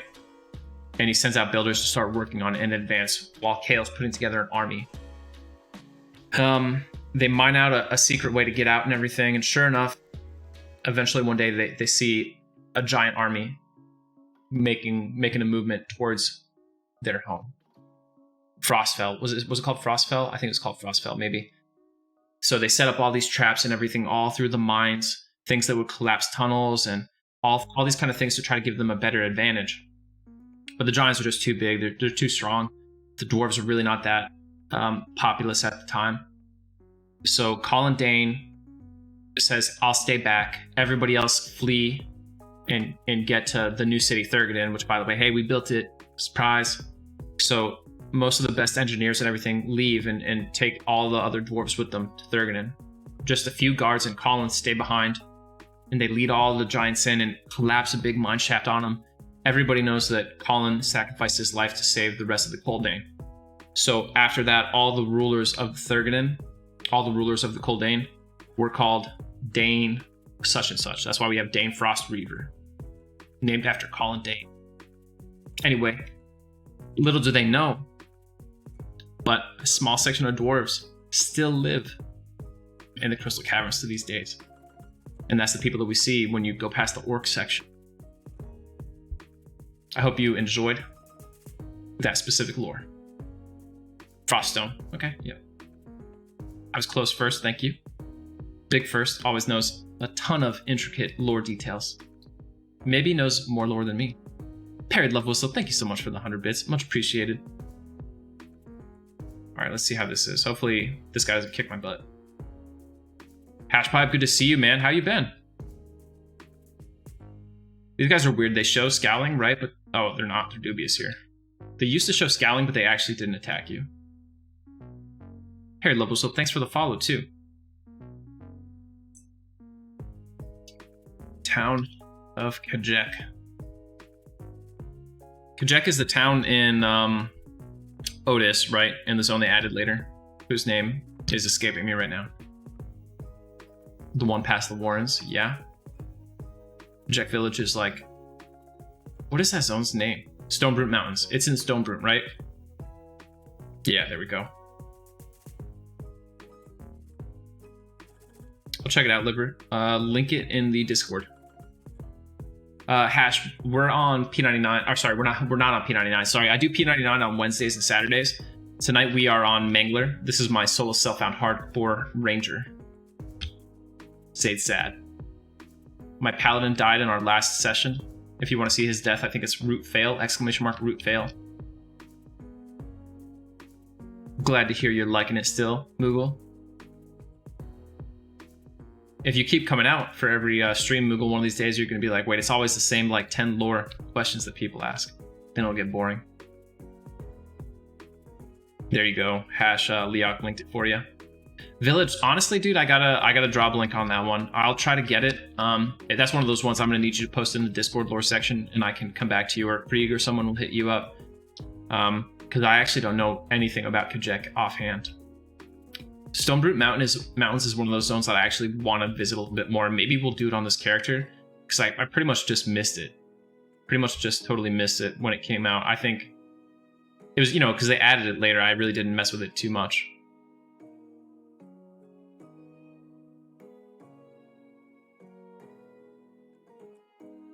Since I'm camped in Velsk for days, what's the sitch on Velk? And Tolikoli with local lore. Gosh, so much lore, guys. Local lore, so we'll give this as a Oasis lore, pretty much. Oasis lore is cool because let's check this tower out in the middle right here. You see this? See this giant tower? See how there's all these specters on it? This was, no joke, the site of a legendary moment in Everquest history. This is where Inaruk came down and abducted the High Elf King and Queen and took them back to Plane of Hate to create the first Dark Elves. Right there on top of that tower. Boom. He was going to take their child. They said, no, take us instead. He took them and he went up and he leaves the specters here to this day. Everything else in Takish Hiz was consumed by the desert, but Inaruk's foul magic, his seething hatred that remains here, keeps this soul tower untouched, taunting Tunair and her creations forever. Some quick local lore for you, Tully.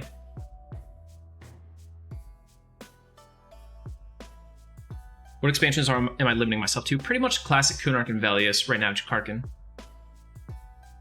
But I would count Stonebrune, even though I know it came out later. I would go with Velius. I think technically it came out before Luckland officially, so.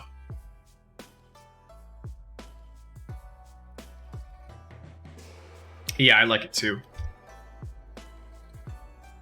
Yukesha lore is good. Honestly, the Legacy of Yukesha expansion was awesome. It did a lot of great things for this game. Pretty sure the raid tool was created with Legacy of Yukesha. You guys understand that before Legacy of Yukesha, there was an EXP group in the raid, and you had to rely on usually like your rogues and wizards telling you the truth about what shit dropped from mobs. Holy crap, that's terrible. Super terrible. Guilds couldn't have DPS races because it was literally just one group versus one group. So the raid tool was an unbelievably awesome thing that was added. Actually, yeah, totally. That is why the AOC is there. Isn't that cool?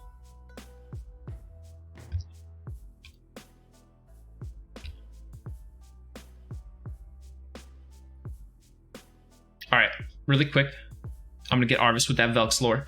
So Velkator the Sorcerer is one of the most powerful storm giant, Kromzek, not Kromrif, Kromzek giants to ever exist. But there was some kind of great debate between he and King Cormax.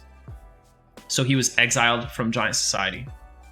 And he went there to the labyrinth that he created with his magical powers and everything. And he's been stewing away at the bottom of there, angry. He has brought in the kobolds, and he's created all kind of golems and stuff that will serve him. And he's trying to slowly build an army so that he could take that army back and capture Kale, kill King Tormax, and then rule the giants with his own magical iron fist, so to speak. So that's the deal with Velk. He actually, I mean, like, you know, he hates the dwarves as much as any giant, but his real target is King Cormax. I forget, and I don't know, maybe we don't even know, but I forget what it was that they had a little falling out about. And we see this, we see that same plot line. Actually, I'm just realizing if Lockjaw spawns, I will get consumed out here. But yeah, we see that same plot line happen in Luckland too. It's a little bit less obvious, but Vizdra in the basement of Sra, Vizdra the Cursed, right? You guys remember Curse Cycle? Vizdra was actually the Shissar who was responsible for transporting the Shissar from Kunark to Luckland. She's a brilliant wizard, super powerful. Emp Sra feared her so much that he had her sealed and has all the wardens guarding a piece of the seal. Only if all the seals are broken can Vizdra begin to re-manifest herself. She couldn't even be killed, but she was sealed away by Empress Ra. A little bonus lore for you. All right, did the child become somebody? Revendreth? Honestly, I don't know. I mean, the royal line of Felwith continued, so I would hazard a guess that child did just, if not do something super significant, they at least continued the line to the same line that we have today. I think it's unbroken. What's going on, Big Pied? Yo, Pied, how hype are you for this hardcore guild? I told everybody about it. Everyone promised me, every single person in chat said that they would play. We've got 144 viewers and 144 individual people were like, I will make a character, Zaide, I promise. We won't let you down.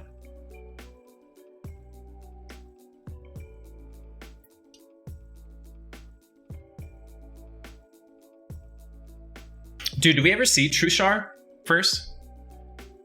So for people who don't know, Trushar is one of the gods that the Teologians worship in Gates of Discord.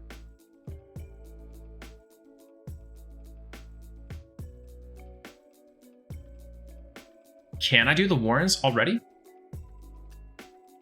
Harvest will make 2. Very true. By the way, Slazik, good to see you, man. Can we get some Ixar lore? Really enjoying the Aereo and Necro has been a good time. Man, I need to start chewing gum during the day to strengthen up my jaw muscles. Yeah, we can get some Ixar lore. Give me a second. Why'd I do Snare first? Cozy never agreed. Cozy, come on, don't let us down. You could do this. Felseeker, it's going to be most likely on Agnar. Nice empty server, no economy. No one will bother us. Oh, and I'll give you guys a caveat with that guild. If someone trains you, if some crazy person says, hey, I hate guilds that do cool things, I'm going to train them and kill them, well, then we'll not count the death. But I'm going to ask that you try to get some good evidence, so I don't just feel like I'm giving you a buy on death. Chinchilla, question for the guild. Would funneling resources plateau blacksmith/jeweler be considered twinking, or would that be allowed? Chinchilla, that's a good thing to have a discussion on. I'm 50-50 on it. I feel like instinctively, it's the smart thing to do, and it's what I would have planned to do. But at the same time, it does feel a little cheesy. But dude, it's gonna feel bad if your JC person who you just put 10k into dies the next day, right?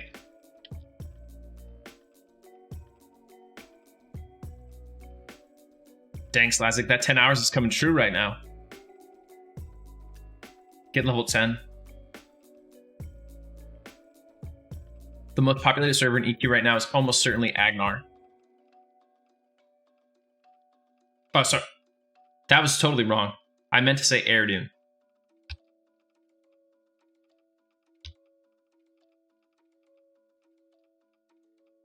Right, there's no store stuff, no potions, no bags, no ornaments just because they're ugly.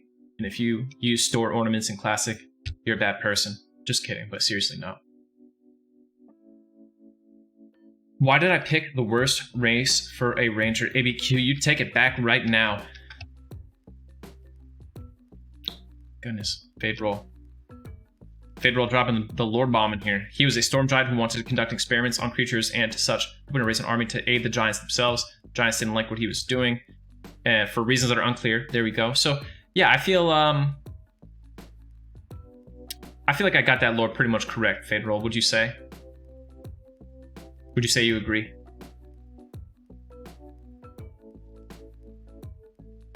Yeah. So Ethereal Llama, what I was saying originally, what I was thinking is like when you buy something, you have to pay the cost of production plus 10%. That way it kind of reflects if you had like a real market. A Superman, that is a sick combo. Oh, yeah. Yeah, it's weird they don't give us like a more exact reason than that. Dude, look how fast I look. I'm Bard speed right now, at least it feels that way. CXP is pretty dope. I gotta put my EXP hat on and like really focus here, guys.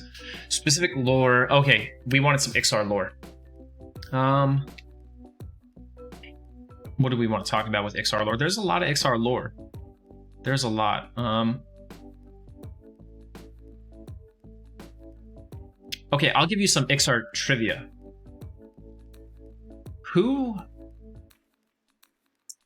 Whose body does Veneral Sathir inhabit? This is not a trick question. Come on, chat, don't let me down. No lookups. Yo, he gave them the unholy writ of war, Fade Roll, and it was key to the power of the Ixar Empire in the beginning. Ryle, his kid, yeah. Yo, we got 2 Supermans in the chat. This is crazy. Yep. His soul was put into the body of Ryle Sathir, his son. Kind of funny. You guys, so do you remember what happened with VS?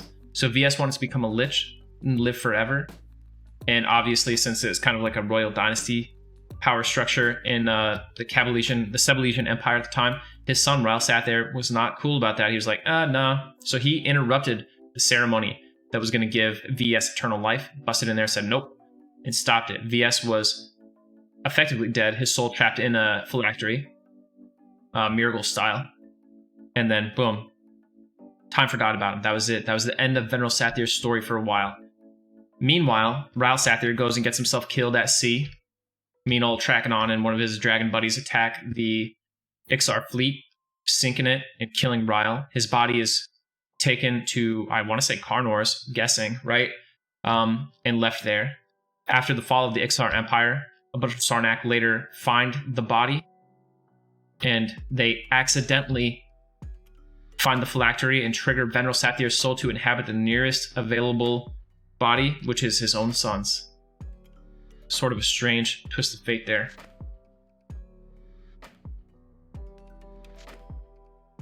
Yeah, that's our new thing on this channel. How about you guys give me lore? Atribe. Oh, Atribe Sathir. I don't know how to pronounce his name. Atribe. Atribe. Yo, he was the Ixar scientist of the Sathir line. He created the Sokokar. He created the Sarnak. He was the dude who just was like in the lab experimenting all the time. I want to say he came after Ryle. Directly after Ryle was Atribe. And after Atribe was Gannic. Dude, imagine all the things we could know. Chat, imagine all the things we could know in real life. I could be like a biologist, but all I know is the mitochondria is the powerhouse of the cell, and that Gannic was the next line of succession after Atribe Sathir died. Where did it all go wrong?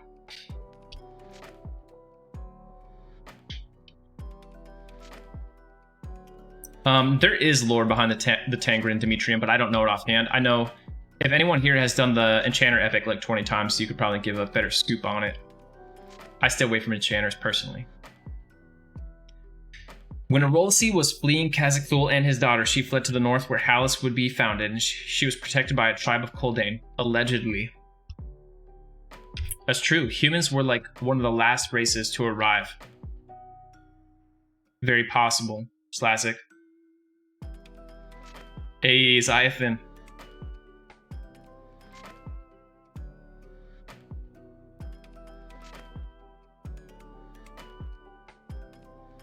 LOL Bootly, right, dude? He's got some weird stuff in the jars in KC. Wait, did we level up? No, oh, okay, it's just from my old level. Still getting skill up some one hand slashing. Superman, Vishan, Crystalline. Oh, you guys are actually giving me lore. Look at chat, man. You guys are the best chat on Twitch right now. I would love to study anthropology, maybe. You know, I like to read. I read a lot of nonsense, but yeah. My passion was the EQ, I guess. Sometimes you roll like a nat 20 on one of your stats, but then you roll like a nat 1 on your direction. Big 153 people in the chat. That's crazy. Oh, okay. First, you want to know about the Akevans versus, well, sort of Akevans versus Vexal, but you want to know about the Akevan Civil War first? Is that what you're asking? Lore story with the rogue Felseeker. Oh, goodness. The Freebringer, you want to know about the Freebringer? Basically, you join a guild, you get level 50, and this magical 41% haste dagger just falls into your lap if you're a rogue. No, but really, a big part of the rogue epic centers around the Circle of Unseen Hands, and to some extent involves the conflicts between Hans, Krieger, and what's the dude's name? And High Keep, High Pass, you know who I'm talking about.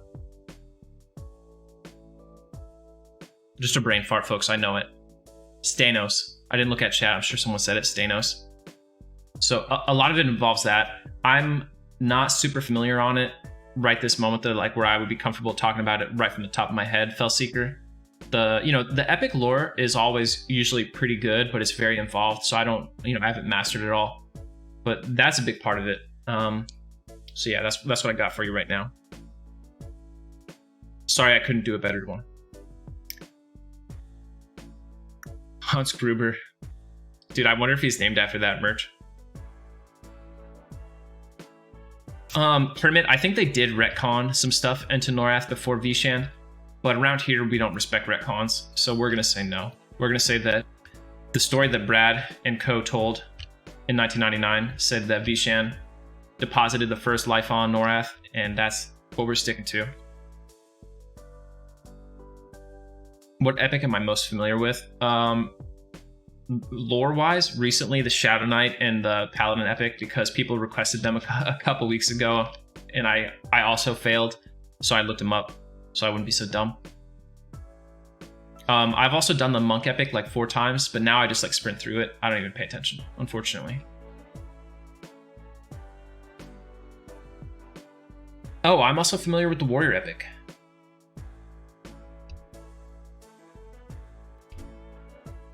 Let's talk about the Warrior epic, actually. I don't remember all the names and such, but I think this might actually go back before the curse even.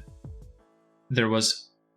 Ralos Zek was so proud of one of his ogres that he had Talon and Valen Zek each create half of a blade or a portion of a blade, and that became the Blade of Strategy and Tactics, and he put them together into the thing that we now know as the two-hander Warrior epic. This guy's kicking my butt right here. I should watch out. And he summoned one of the greatest warlords of the Relosian Empire, and he laid the blade before him, and he said it could be his, but if he was unworthy to wield it, it would consume him. Yeah, but we could pretty much guess how this goes, right? So he takes it, amazing sword. Everyone thinks it's the greatest. They go raiding and pillaging as they did in the Empire, and he fights, crushes the people that they were raiding, but the sword consumes him. He's so focused on his bloodlust that he then takes the sword and kills all his own men too. And after they're all dead and he's left standing there covered in blood, killing his brothers, who worship Ralozek, RZ himself appears and tells him he failed. He doesn't deserve the sword. He curses him, and then he takes the sword, breaks it into its individual 2 parts, gives the scabbard to one of the most loyal members of the Relosian Empire, tells him to keep it in his family forever until someone worthy returns to him and claims it. And then he takes the 2 Blade of Strategy and Tactics and boom, sends them out across Norath. And the story of the warrior epic is really you proving you're worthy, acquiring all the pieces, getting the scabbard, and making the epic. Yes, it did, Peter Nincompoop. It was a giant human model. That's the basic model. Whenever the game tries to call a model and it's not in the file system for some reason, or there's an error, it brings up a big giant naked human model. The Jagged Blade of War, there we go. Imagine failing your Robe of the Lost Circle.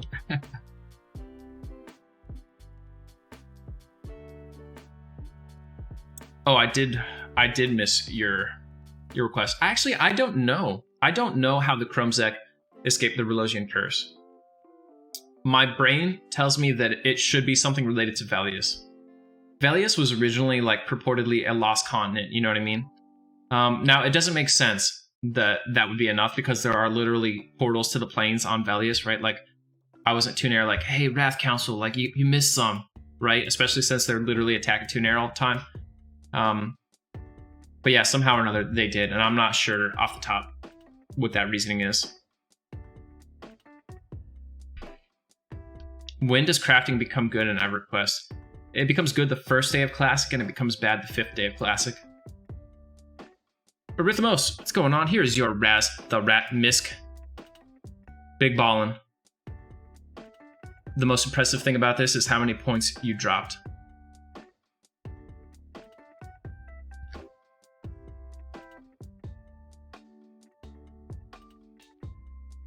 All right, so first, you briefly asked about the Akevan Civil War. Let me drop some knowledge on that. Okay, so Lucklin originally created the Akevan, the goddess Lucklin, on the moon, which came to be called Lucklin as well. She created the veil so that the other races couldn't really see or disturb her creations there. And they lived their lives, their merry little lives. They were devoutly... They were devout worshippers of the goddess Lucklin, of course. They were gifted with immortal life. The Akevan never die on their own. And that was that. Now, as they became more devout and they learned and mastered more magic, eventually the leader of the Akevans, who knows their name before I say it? Put it in the chat. Let's go. Who's the leader of the Akevans before the Civil War? Uh-oh. Nobody knows? Akel Ha-Ra, there we go. Yep. Faderoll got it. It is Akel Ha-Ra. So Akel creates, wanting to emulate her god as much as possible, she creates her own entity. She creates a dark mirror of herself. Aten Ha-Ra. And they pretty much get along and live. Everything's good, right? But slowly, races begin piercing the veil that protects the moon Lucklin. We've got the Shisar, we got the Combine Empire, we've got the, Seru's forces, we got Kaddis forces. The Vashir arrive. Suddenly there are all these other races on the moon sharing it with them. Now, the Akevans communicate via what's called the fleshless tongue. They're the only race that can use it. But Akel Ha-Ra, wanting to embrace the outsiders a little bit after all this time, decides to start learning Common Tongue. This simple decision creates a civil war in Akevan society. On one side, Akel Ha-Ra, the leader since time immemorial of the Akevans. On the other side, Aten Ha-Ra.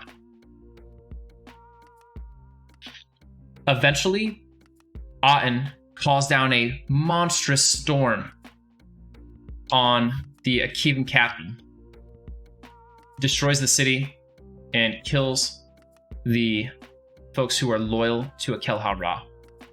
They're gone. She then lays claim over the Akevan Empire, as it were, moves the capital to Vexthal, which is the holiest site for them. I believe Maiden's Eye, the storm, is that the remnants of the storm that destroyed the Akivan capital city. And where am I going with this? Then Atenhara does her own thing. She makes her own dark shadow. Va-Xi Atenhara, aka Mini Aten in the Zone Vexthal.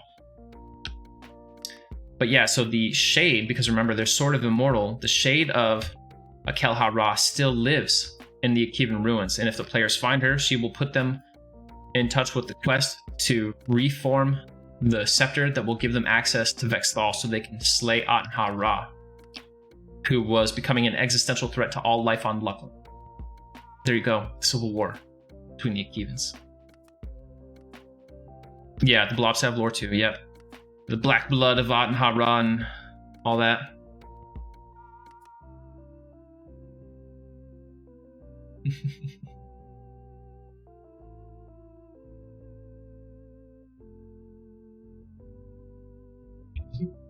Token, I did. If you want to see how the last one ended, you can see exclamation mark fall for Paladin 2.0's death. Quite tragic. And you can do exclamation mark root fail to see me be a big idiot and die on my cleric literally last session. Am I looking forward to any MMOs? Yeah, Pantheon, 15 halberds. I am a big Pantheon shill. I love me some Pantheon.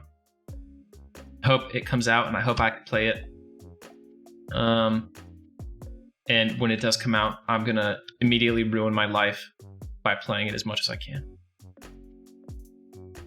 Other than that, Ashes of Creation? No, Camelot Unchained. I would love to see Camelot Unchained come out. I mean, I don't really have any expectation that it ever will release, but I'd like to see basically a Daox successor release. I think it'd be cool.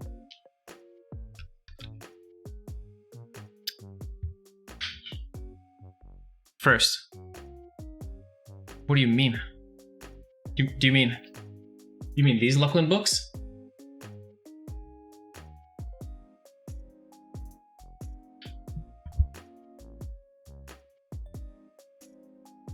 Bust out the Luckland, the Akivan dictionary and start telling you what raid mob names actually mean in English in Vexthal.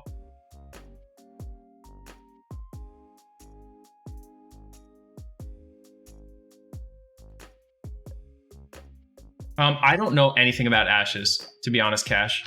I don't know the first thing about it. Some of my friends are hype. Honestly, any MMO currently in development, I hope it comes out and I hope it's a big hit because the MMO genre has been hurting for a while now, and I think it would do a lot of good for everybody across all MMOs just to have another one get big and succeed, so investors would be more likely to put more money in it. Right now, it's kind of like, WoW was this dark horse that was super successful, and maybe there's a belief in the market that other companies are not going to be able to emulate that success, and there would be thus a hesitancy to fund those things. But if we have more successful MMOs, people will dump more funding into other MMOs, which is good for everybody, regardless of what MMO you play.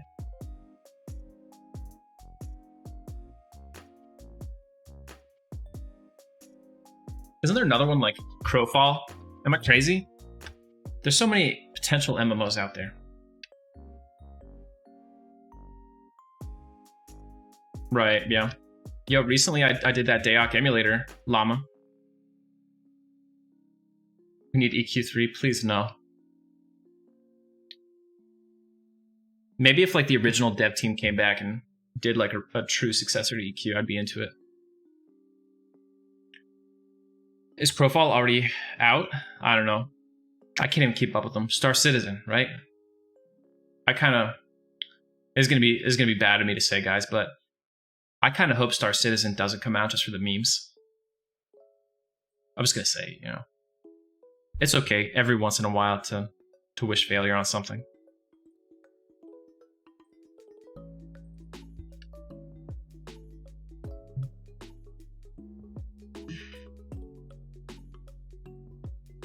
Dude, it is actually so dangerous for me to be over here.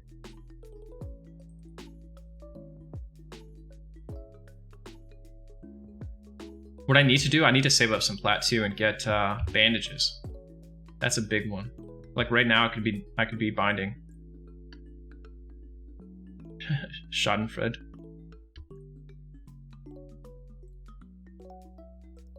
I loved it. I loved it, Degan. They did a really cool PvP event where basically They almost made like a battle royale PvP thing on that server, Phoenix, which is like a mostly classic Daok emulator, where like you would queue up even at level 1. It would put you in a group of similarly leveled people based on tiers, and you would immediately get sent into a PvP war zone with bunches of other groups, and you get really good EXP, you would get loot, and I was able to actually level up 1 to like 50, almost 50, just doing PvP, and it got my realm rank up and everything, so saved me a lot of grind. What could go wrong?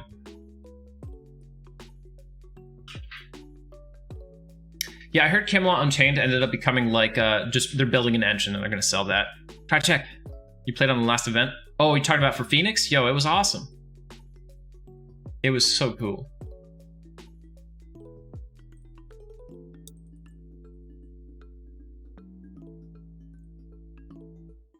Man, chat, look at us. 145 people in the chat. We're like a real stream chat right here. People are like, man, what are 145 people watching? We're watching a halfling sit in the desert and kill one mob every 10 minutes. Compelling EverQuest content. I don't even loot the corpses. It's just like meat that sells for 6 copper. Who was Tolan Darkwood? Sir, Tolan? Who the Kunark armor set was named after? Tolan's Van Braces. I actually don't know anything about Tolan. I don't think I've ever read anything about Tolan or most of the other like named like hero dudes in EverQuest, so that's something I need to look into a little bit more, Slazik.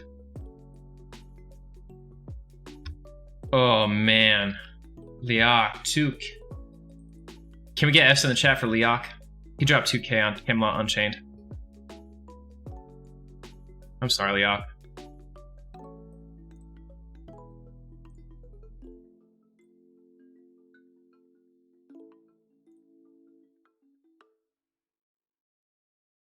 What's the lore behind... Dude, the lore behind the Bard Epic is like the craziest thing ever. Basically, there's a guy who has a song that could like destroy the world, and he's like... You basically enable him to do it, but then nothing ever happens with it. That's the short story of the Bard Epic. Correct me if I'm wrong. Somebody in chat tell me. There's a guy who has a song that will just like kill everybody. The Undead Bard in Trakenon's Lair, pretty sure he played a song that literally flayed his own skin off. And you're like, well, sir, here is your loot back. Have at it. Gilmere, how's it going? It's fun, man. I'm enjoying the Ranger. I really want to get a few more levels so I become like more Ranger. You know what I mean? Like right now I am I mean, look at me. I'm a little bit more Gimli. I want to be a little bit more Aragorn. Maybe a touch of Legolas in here. Once we get 22, then I'll be a real Ranger. I'll have Harmony, I'll be dual wielding, I'll have some dots and stuff. That would have been cool, Revendreth. Especially since it was the same company who owned it all, right? Damn, Merch, you're making me feel bad. We'll never get those numbers. LOL. I could just not read chat and it'll feel the same. This is arcane. This wouldn't be a Zaide stream if I used my abilities intelligently.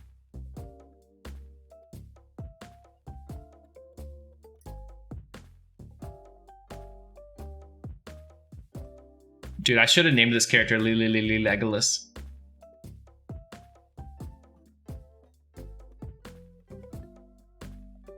I know Legolas. Oh, come on, Medusa. Zimbiddle is up in Inithul. I'm trying to think, what do I want to do with Zimbiddle? Do I have deep waters available down here? Like a little further this way? Dude, I'm Legolas. Dude, that's so good.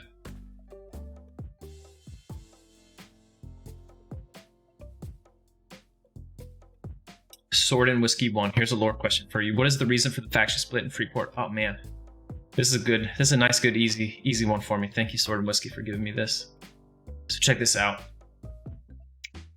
Sir Luca Delir, the leader of the Freeport Militia. If you've ever watched Star Wars, the prequel trilogy, he is Anakin Skywalker, okay? So Valeron Duskshire, the leader of the Paladins Guild, right? Lucan was an orphan, and he had some latent talent, and he wanted to take him in and teach him the ways of the Paladins, right? Make him a devout follower of Nathaniel Marr. And the council, people in the guild said, hey, he's too old. We don't normally take him in at this age. Sorry. The Valeron's like, I'm a paladin. This is the right thing to do. We're taking him in anyway. So they take in Lucan. Little kid Lucan, basically. He trains him. He's obviously a formidable, very talented combatant. He seems motivated. He seems good. Everything's going great. He's a powerful paladin. His magic, his devotion, everything is really exceptional. Now, eventually, the paladins in Freeport go on a crusade. It's called the Crusade of Tears. They go fight some unknown undead menace throughout the Ocean of Tears and Fadeware. But while they're going, they need to leave somebody in charge, right? Because they're still the primary defense force of Freeport. So they leave two people in charge. Lucan and like one of his best friends. I forget the guy's name. But yeah, they leave Lucan there. You hold down the fort, Lucan. We're going to go kill the undead. They go away. Boom. Lucan, in sort of a fit of rage, I believe, kills his friend. And he realizes that there's basically no going back for him. He's not going to be able to be the paladin that everyone wanted him to be, that he wanted to be. He falls into the dark side and is corrupted by the Dismal Rage. He's corrupted by Opal Darkbriar, aka Sapphire Moonshadow, aka also Opal Darkbriar in a different zone. And you see what becomes of him when you kill him, and he respawns as a skeleton. But nevertheless, realizing his situation, he consolidates his power in Freeport, recruits a militia, primarily from the Rogues Guild and the Warriors Guilds and so on, and puts them together. And when the Paladins come back, severely weakened from their crusade, he's there at the docks waiting. He lets them know, there's a new situation. It's not going to be like it used to be. So the Paladins, for their effort for their, their thing, they fortify themselves on the top hill in Freeport, North Freeport, where the wealthy taverns and everything are, the wealthy businesses are. And Lucan, he controls West Freeport. And then East Freeport, he sort of controls, but really it's controlled by the Coalition of Tradefolk Underground, aka the Rogues Guild there. And Lucan looks the other way, and they don't give him any trouble. Now, there's one cleric who never gave up on Lucan, Brother Gentry. He stays there in West Freeport, not because he's not loyal to the Paladins of Nathaniel Marr, but instead because he refuses to give up on Lucan. He thinks there's still hope for him. Of course, we all know that ends up not being the case, but good on Brother Gentry for trying.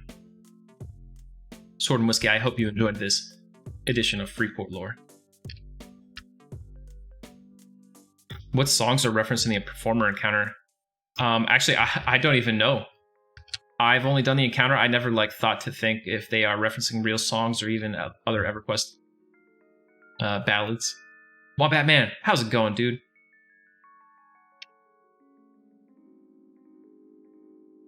Right. Cry check. Execute Order 66. Yo, if I was Lucan, I would have just sat on the docks with a catapult and been like, hey, they're coming back. Bam. Control the whole city right there.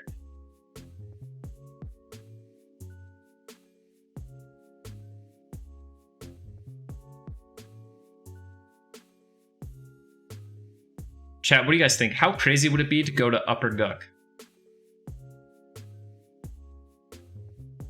Lucan? Yeah, he does, Zalo.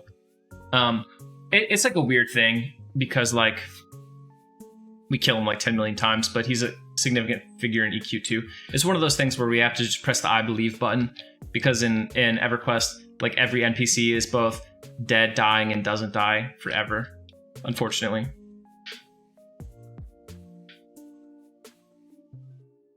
Peter Nincompoop, what was the downfall of the ogres? The invasion of the plane of Earth and the war waged against the Wrath Council caused them to be cursed.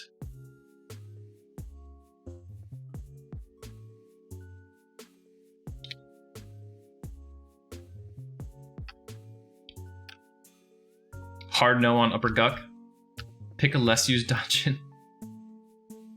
Okay, I would be doing spiders. I wouldn't even do frogs.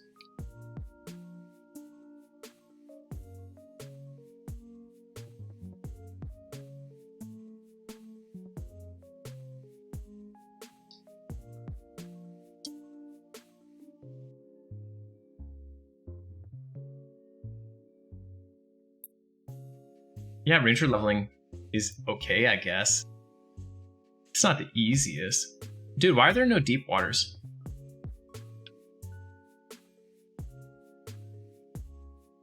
Crocodiles was cool. On board. Let's go to the Gorge of King's Orb. So thanks for the follow. Low res, how's it going, dude? How have you been?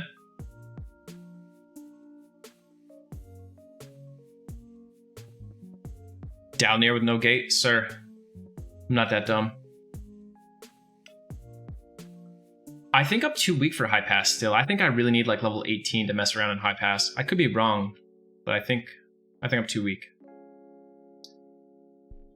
Any lore on Solist or Cello? Andy Jones. Unfortunately, no.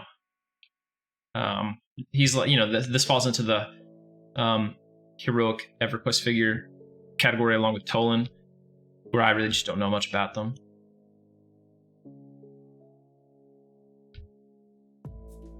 Level 19, you guys think, for high pass? Okay.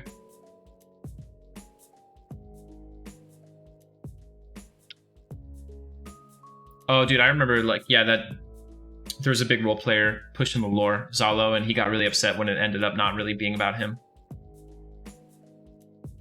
His score, lore on Najena and its inhabitants. Najena is a dark elf magician. Pretty sure she's a magician. I don't even think that Najena is necessarily on bad terms with Neriak. She's just out there doing her thing. And they have like there's a quest in there that gives you a little bit of insight into what's going on, because there's a visiting priestess in Najena, and she can give you a quest for a blued two-handed hammer. It's actually one of the more challenging quests in all of Classic. It's like a hammer, two-hand blunt maybe, with like a invoke lightning proc. Really super awesome weapon by Classic standards. But yeah, beyond that, what do I know about Najena? Honestly, I avoid the zone like the plague, so I don't know as much as I should. 46. Oh man, Wombat, how'd you die? F for Wombat, for sure. Zalo, there was a character, I forget his name. There was a guy who basically thought he had figured out the plot line of EverQuest. He thought he knew it, and he was writing it, and it was really compelling, but it was wrong.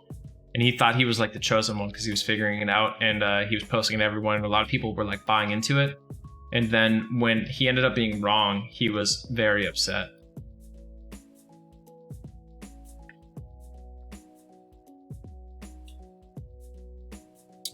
I want to go there, Alavaz, but I don't want to run to Lake Raftier. So if Gorge sucks, I'll run through Gorge, and then I'll go through the Karanas, and we'll try Lake Raftier. I'll give it a shot. Congrats if you dinged. Everfrost? Ooh, what killed you in Everfrost? Oh yeah. So first, you think that the blued two-handed hammer is the most challenging quest in Classic? I mean, it does involve a bunch of like legendary tier rare mobs.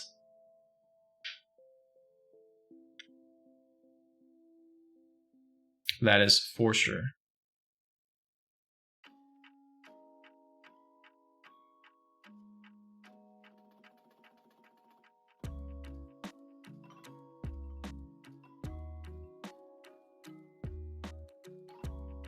Okay, chat, what do we think? Am I gonna run into an Evil Eye Pather up top? Goblin trainee, please, no, sir. Alright, I'm gonna sneer you. I could just invis through here. But we don't do big brain plays. Okay, we do small brain plays. Please, no evil eyes. Check this out, chat. The neck of this head is also the head. You see that eyeball? All right, let's get out of here before we die.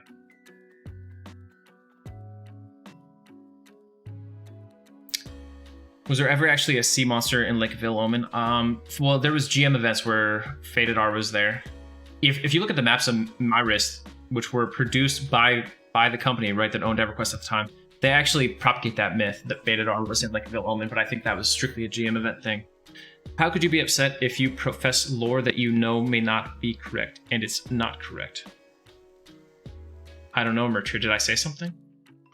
I'm confused.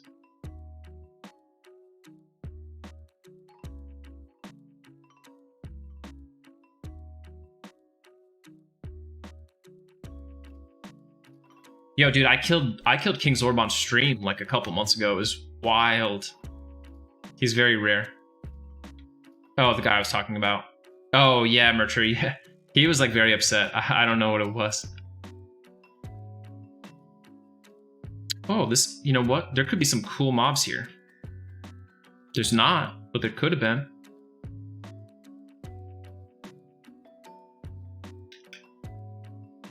Flame Lick. Record Keeper, please go away.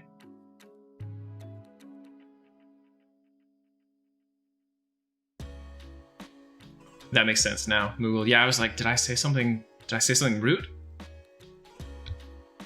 3, 2, 1. So I'm back in.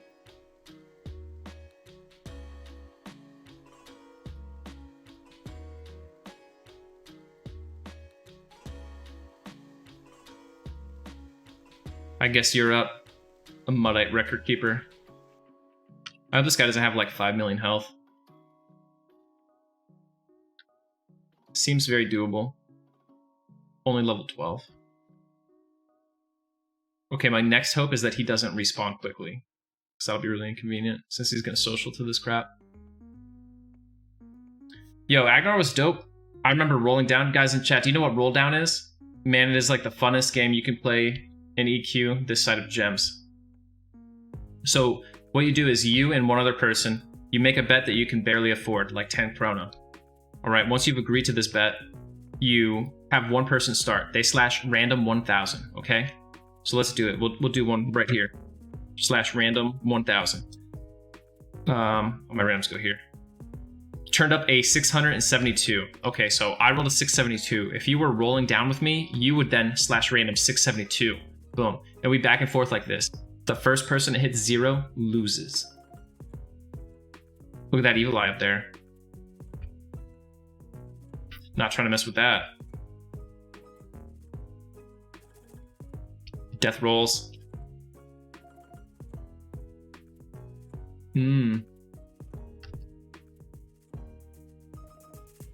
Oh yeah, I forgot I have maps here, so I could just like navigate pretty easily. Dang, look at this. You're made of mud, dude. Why are you trying to run? Oh no, please. Just kidding. Okay, I didn't know about it being called Death Rolls. Well, I'm glad everyone knows. Well, Stay Classy 777, aka Feppy in the chat, introduced me to the roll downs, aka Death Rolls, and I've been poor in Everquest ever since. Dude, that thing is terrifying.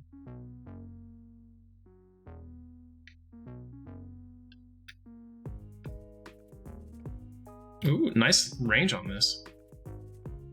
Just kidding. All right, you're up, Miner. Yeah, we don't have that 6 Zem that we have on P99 on the TLPs here. This is just a basic, like, flat 0% Zem zone here.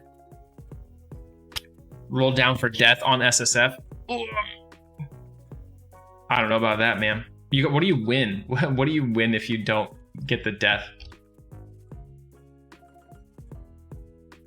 Peter, that is lower gut. Live side. He used to drop the Mana Stone too. Kendrox, local lore. Okay.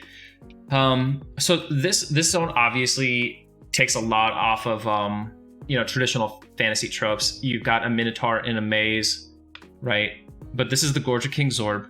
This is where the tyrant, King Zorb, makes his home. He's an evil eye, and the various evil eyes, including Lord Soptiver, Lord Circle, and Lord Severe, all live here under his rule. For a long time, he conquered the Runny Eye goblins who used to live in Runny Eye. He and his partner Borks, which is really just Zorb backwards, right? They conquered Runny Eye and forced the goblins to do mining operations and stuff for them. King Zorb's goal is to conquer everything. He obviously will never succeed because he's pretty low on the totem pole. for creatures that want to accomplish that goal. But evil eyes in general were created, we assume, by the Relosian Empire, because there is no mention of the evil eyes prior to the Relosian Empire. So the running theory is that the Relosian Empire created evil eyes. Most likely, if I just had to hazard a guess with no factual basis whatsoever, I would say that when they conquered an area and they kept going, right, because that's all they did was conquer, they would leave evil eyes behind to ensure that the people they had conquered remained subjugated. Because evil eyes, what do? They control the mind, right? And that's perfect if you think that once you leave and the big bad Relosian Empire is gone, the local folks you conquered will rise up against you. The evil eyes prevent that. But after the Relosian Empire was cursed and fell apart and stuff, those remaining evil eyes that were left seem to have mostly congregated here. As to why there's one in Guk, we don't know.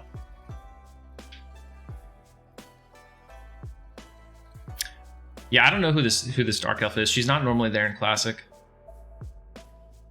Slazik, I think there's a good chance. Any lore on the Afridi? Which Afridi, Prantrox?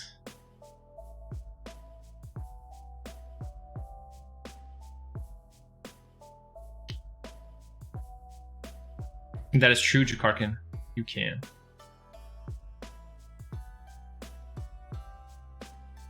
Oh, the Afridi? Okay, yeah, so the Afridi originate from the Plane of Sun. They worship typically Solosek and Fenin Ro.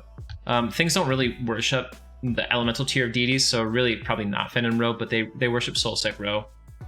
And most of the ones that we see on Norath are either here in service to Fenin, like the one in the Temple of Solosek Ro, or they were banished from the Plane of Sun, like Afridi Lord Jarn, who was banished basically for being a big jerk. Now, we see some in Plane of Sky. Those are people that were ascended by Vishan or deities, which semi-divine beings, which represent Vishan. I don't know. I would guess that the Afridis originally worshipped Solosek Ro, but the Plane of Sun and the Plane of Sky, you can see how they're kind of like ever so slightly related. So it's not surprising to see them there. So how did I learn the lore? Years and years of skipping school and playing EverQuest. Is she friendly? Yeah, she's not KOS to me.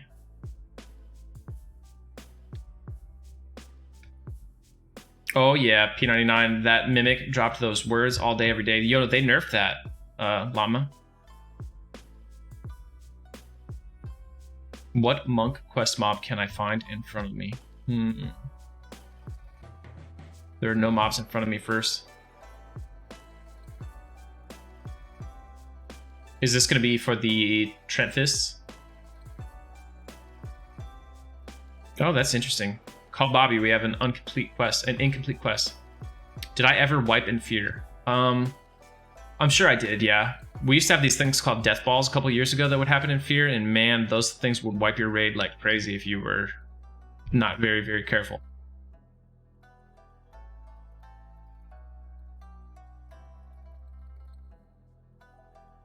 Hey, Merch here, I'm glad you're getting some value out of this, other than just seeing me waste my life dying in EverQuest. Dang. Yeah, so check this out, the Fear Death Ball. Where can I carry this guy that will not get me killed by an evil eye? Let's refresh my track. Oh my god, there are so many guys I don't want to mess with on track. Yeah, I'm not going to do that. The Death Ball. Every now and then there's a kind of like bug that happens with CT, because first, let's explain Khazad-Thul's mechanics. So you guys are probably familiar. When you tag Khazad-Thul, he summons all the mobs in Plane of Fear to his aid, right? So he says, denizens of fear, your master calls you forth to come to his aid. And you're like, okay, they all take a nice slow walk over to Khazad-Thul. Well, actually, they walk to the place where Khazad-Thul was when he did the call. So this actually gives us a little bit of information about an exploit you can do with CT while we're at it, where you tag CT, move him, all the mobs go to, like, what we would do is we would tag him in the northeast corner and then drag him all the way to the northwest corner. All the mobs run opposite where your raid is. Now, if you lose aggro, he'll do a new call. But as long as he never loses aggro, he won't do a second call. But beyond that, if the golems and Draco Lich are up, any of the golems or Draco Lich, he doesn't just call them and they walk over to him. They warp to him instantly. Boom, they're like occupying the same space as him. and then they follow him around like a pet for like normally like 20 minutes, right? But a death ball is when they break and they follow him like a pet forever.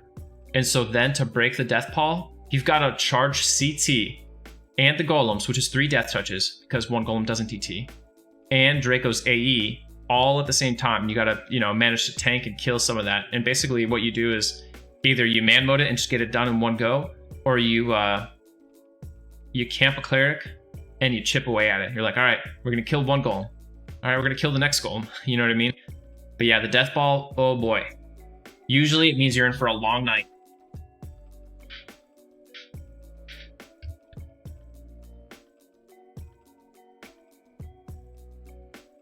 Good evening, Fuker. Good to see you, dude. How are you?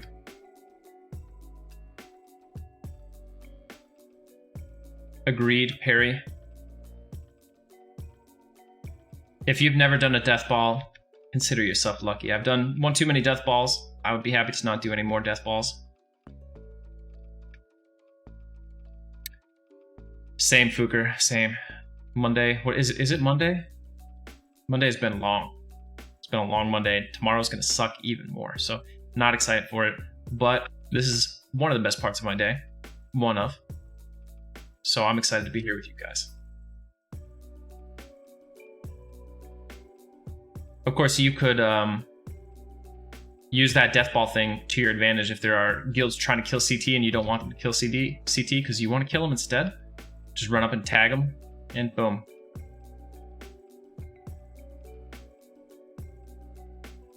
Dang, Slassic. How cool was it when you saw him when you were 11? I remember the first time I saw a shark in EQ. Like, I jumped in the water, and I was like, I got like, my heart jumped out of my chest as a little kid. I was like, oh my god, there's a shark there.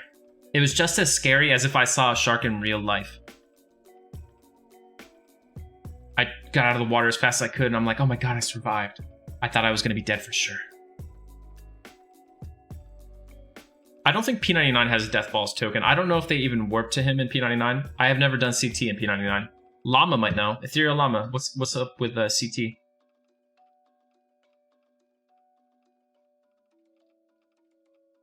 Oh yeah, Yeoman.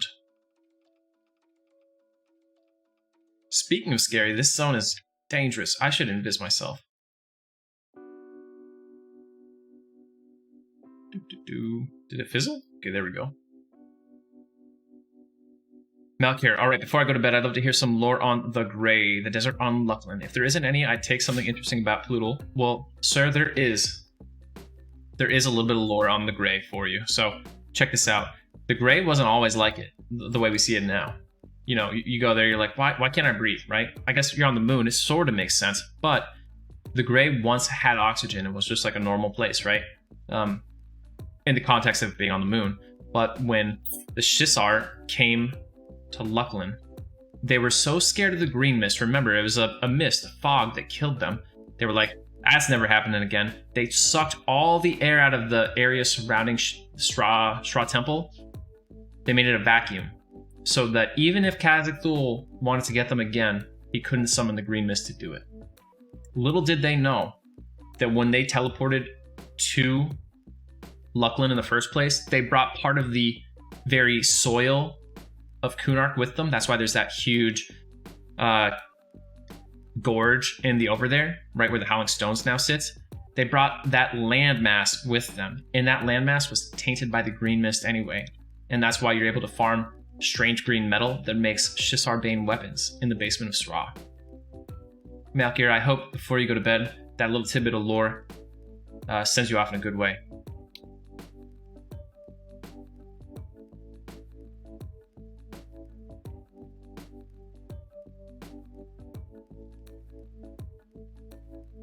Oh man, dude, Moogle, Ejag was such a cool fight because you're like, you have to what? I gotta swim in the lava? It's like the thing you avoid doing at all times every other time you play EQ. You're like, lava? Nah, dude, see you later. Oh, yo, it was so cool when you heard that giant stomping around you. You're like, oh no. Make like the hairs on the back of your neck stand up. Well, Slazik, at least you're getting EXP. Could be worse, right? Degan, maybe they did. I don't know what TV show it is though, so I wouldn't have thought that unless you brought it up. But very possibly. Everquest was influenced by a lot of things around that time, so I could see it.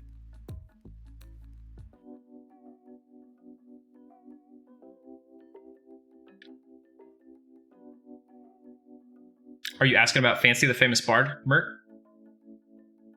Well, he was a go-go good team, right? By the time you get that sword Slazik, you're going to be stuck in the Hardcore Guild February 15th.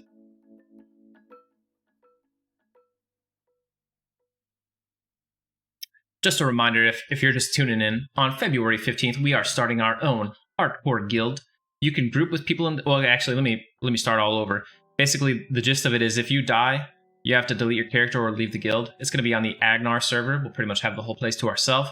And the way it works is you can only group, trade, port, bind, get buffs from people in the guild. Anybody else outside the guild, you can't do any of that stuff with them. So it's totally self-enclosed. We're going to have goals, right? The goals are basically I've created a bounty board of targets that groups should attempt to try to kill. Each one is assigned a point value based on their difficulty, and you can compete. We're tracking this as individuals though, but you can compete to see which bounties you can bag and how many points you can get. So each individual member of a group, when they kill a bounty mob, will get those points added to their total. I'll update the leaderboards. We'll keep track of everything every week, and we'll have a running total. The only rule that goes with the bounties is that everyone in the group must get EXP from the bounty for it to count for points. And we're gonna call the guild Mandalorian. This is the way. Come join us on Agnar, February 15th. Don't make your character before then. The day after Valentine's Day. So between now and Valentine's Day, you belong to your families. February 15th, you belong to the guild. Come join us. It's gonna be a lot of fun. Screenshot, Mert. Yep, it is required for credit that you submit a screenshot. Each person can only get credit for each bounty mob once, but like if your group kills it and then an hour later my group kills it, we both get full credit. In the end, if someone were to kill all the bounty mobs, the winner would be whoever did them first, but they are designed so that there is a very, very high probability of player death near the peak of the bounty mobs. Like we're talking Priest of Nagafen, right? So to get that bounty, your group is splitting out giants from Lady Vox's lair. King Tranix, Fire Giant, Shadow Knight, and Soul Bee. You know what I mean? They're very challenging mobs on the list. Andy Jones, thanks for the follow. Hope you've been enjoying this content. Sorry, I think I came up short on your particular lore request.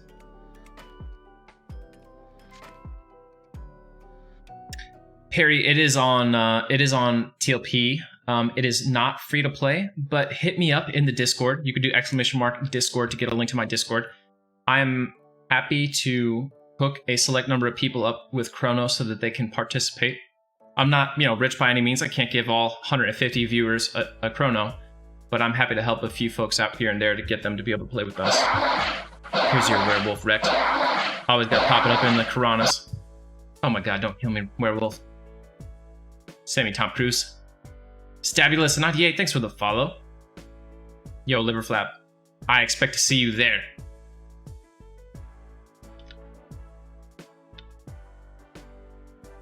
Yo, first, that was actually really cool. That was one of the earlier things nerfed in the game, right? Along with like the Necropet nerfs and stuff. Big Liverflap giving out 5 gifted subs. Thanks so much, Liverflap. Mad love. Thank you for supporting the stream. Thanks for coming out and grouping with us on P99 Green. Pretty much every couple days. It's always been a blast hanging out with you, Big Boar Lami. Not Snorlax, thanks for the follow. Hey, thanks, Liverflap. Very much appreciate that. Whatever we got to do to get people out there and playing with us, I think it's a great idea. I think it's going to be a lot of fun because I know many of you, like me, we have played EQ for so many years. We've done almost everything there is to do, at least in this old classic content. Yo, watch. He's up! He's up, chat! Oh my god. Somebody on Mangler. Lord Grimrot's up. Where's my cleric? Oh, that's right, he died. Feels bad now. But yeah, it's a great way to play EQ, something to give you a fresh set of eyes, you know what I mean? There's nothing like having a hardcore character. There's nothing quite like having those bounties to go after. It really changes everything up, and I'm so excited to play through it with you guys. February 15th, it's gonna be a blast. Yo, what if we see Quillmane? I should use track.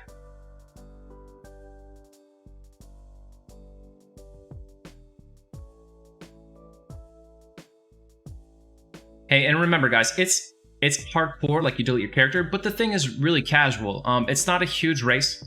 I love to level fast, but I'm not gonna take any time off work for this. I'm saving my time up for the TLP launch. So it's just something where like you're gonna group every night after work for a couple hours maybe, or even less than that, depending on what your schedule's like. Just find people to group and have fun with. That's really what it is. And because you delete your character when you die, there should be lots of people re-rolling all the time. Wrecked. I know I suck, thank you. I really do though.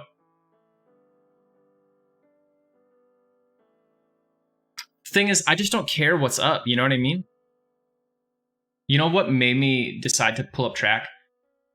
I was like, I don't want to accidentally run into the Ishifa Mao pathing around out here and get smoked in like 1 second. So that's actually why I popped track.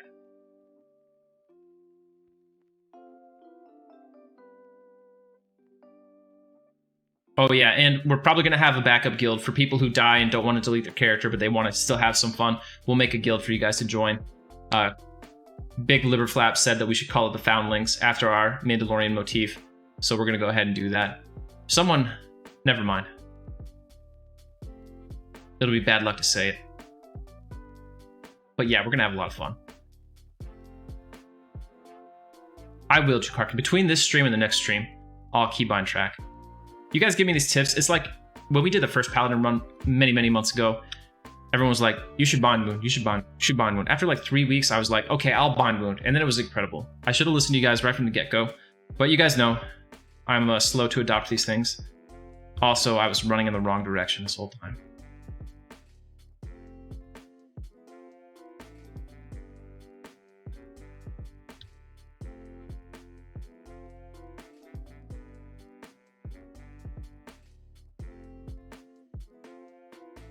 Inner Circle Gaming, can I redeem money for when I smash my monitor? LOL. Sit some aside, Medusa, just in case.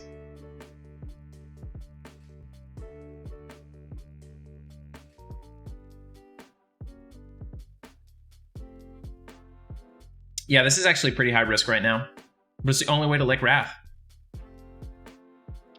As we get over here near Pa, it's like pretty much like peak danger for us too, because this is where those gnolls will be pathing around.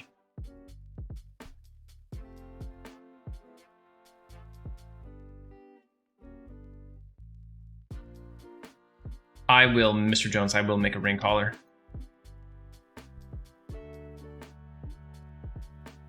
Dude, Super Suit Guy, this is the way. I should do it. They're gonna be like, who is this idiot messaging me trying to get our company cease and desist from Disney?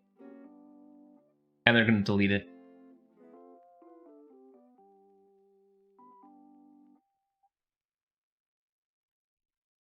But I'll send it. Nothing to lose, right? Look at these gnolls. Level 27. 26. Ooh, man, look at that track. We're in the danger zone right now. How's there like 40 gnolls surrounding me? I see like 2 of them. My track's not even that good. Dude, you're right, Dev Roulette. Unfortunately, devs are not as easily persuaded as GMs.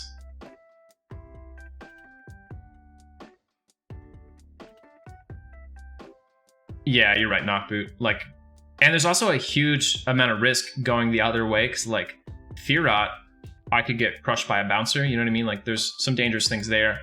Wrath Mountains, I think, pretty good. Oh, you know what? I guess I could have taken a POK stone to Wrath Mountains because of Gupta, or whatever they call that terrible froglock zone now. And just ran over that way. But, you know, this feels better. Dude, we are gonna more than double the server population, low res. Watch.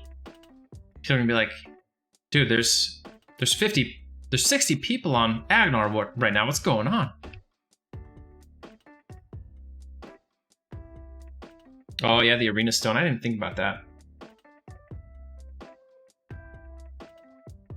Well, I'm glad I didn't use it. Good for the scenery. Is this another human being? Nope.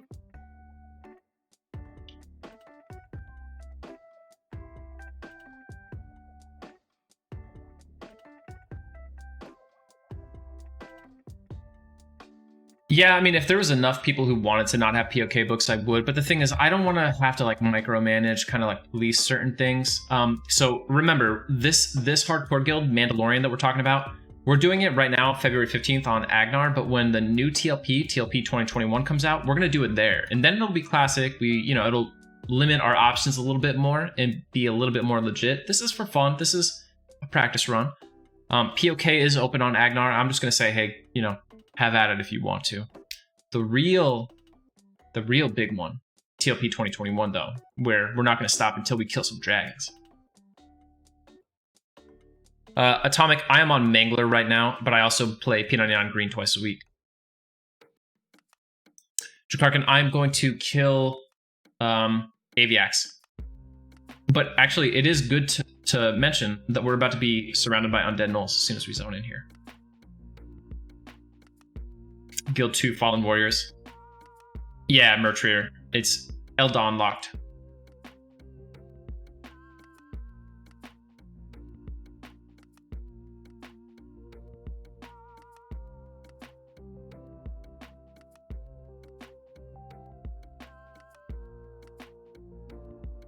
Dude, you guys know what's crazy? Within 30 minutes of starting the stream, we had passed 100 viewers. That's wild.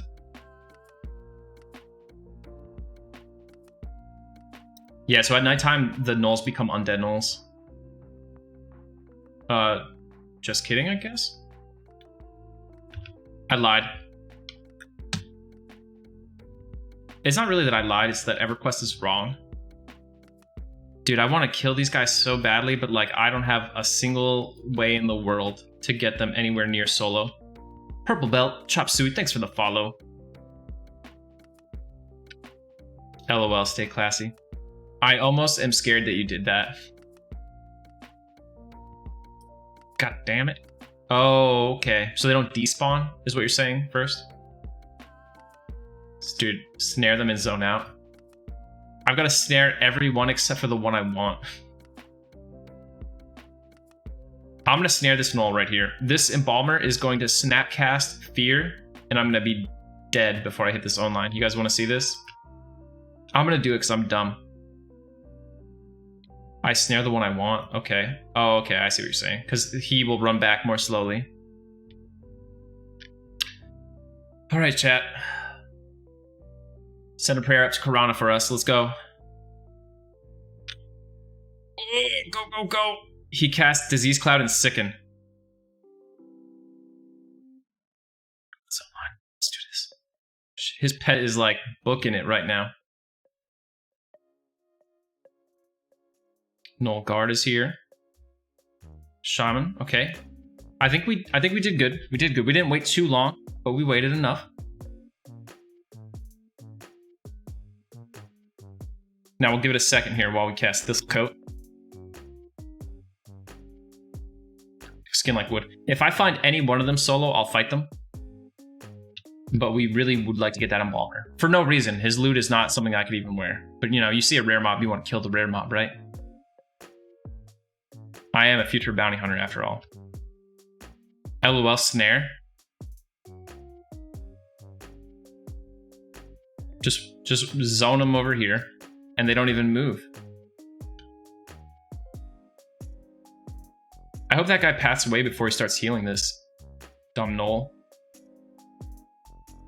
Also, this gnoll is like wrecking me right now. We'll see what we can do.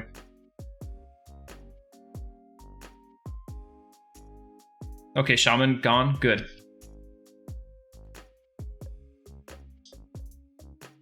Yeah, but first that one had a spear, so probably not. He probably has the skull The Mana Skull.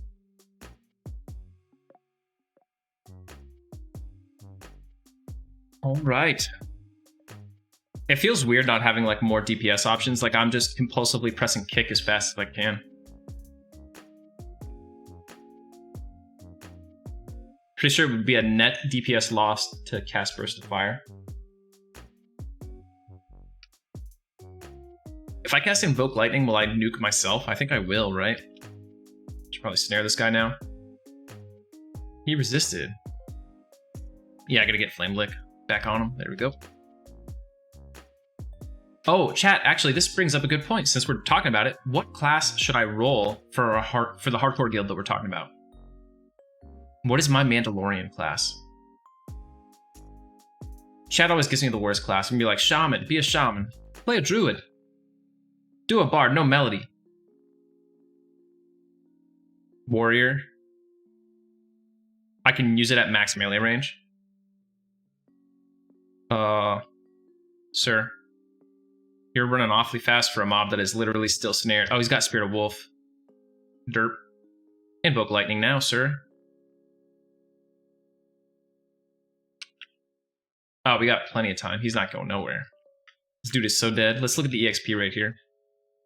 54.7. Gonna say 56. Maybe 58. 60! Oh my gosh. Rusty Spear, okay. Why does he drop a tongue? A null tongue. What is a null tongue for? I don't even know. I don't even know what this is for. Mando would be an SK or Ranger personally. I could see that, right? Enchanter, Paladin, Bard, Warrior. I can't wait till I get Stinging Swarm. What level is it? Like 22, right? I'm hoping.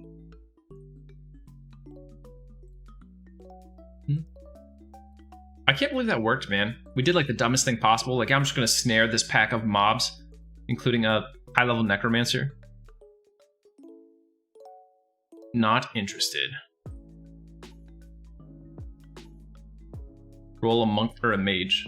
So I've been thinking either Paladin, Monk, Necromancer, Ranger, or Shadow Knight. But Shadow Knight is kind of like on the outset of that group. Yo, I could be a Ranger with a Null Slayer and a Worm Slayer. And I can name my guy Thing Slayer. Slayer of Things.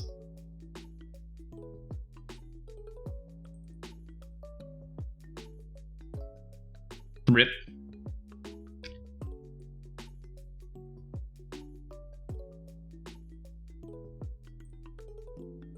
I might be a Ranger, guys. SSF group style, we could actually get a Worm Slayer. Alright, I'll be right back.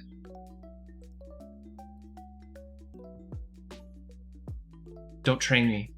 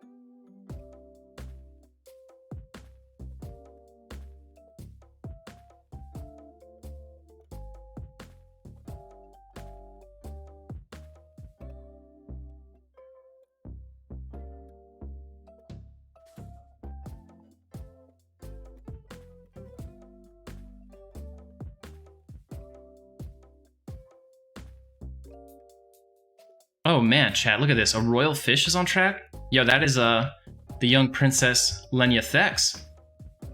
Waiting for a brave paladin to free her from her fishy prison.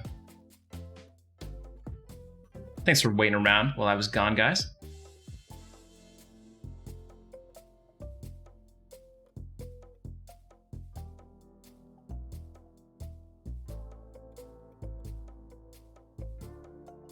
Charlie went to bed, otherwise she would drop some lore on us.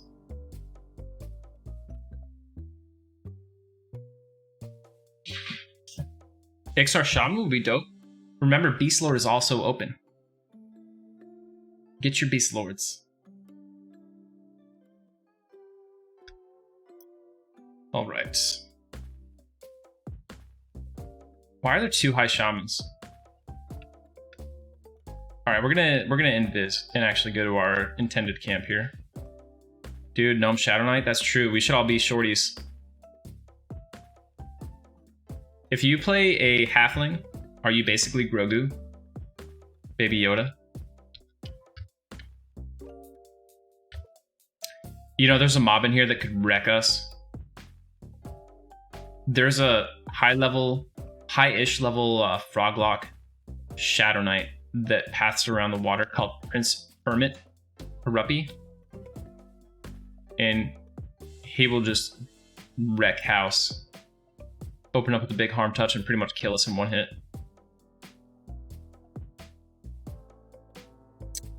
No problem, Liverflap. You could seriously make a nice chunk of money there, and that's what I did. Dude, Troll Squad, you're right, Alavaz. Battletoads? Call yourselves the Battletoads? That's the click. I'm really tempted to go troll Battletoad now.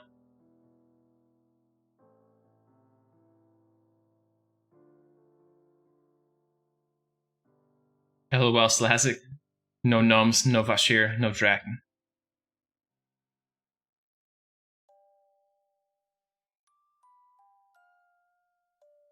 On Red Mooney, that's crazy.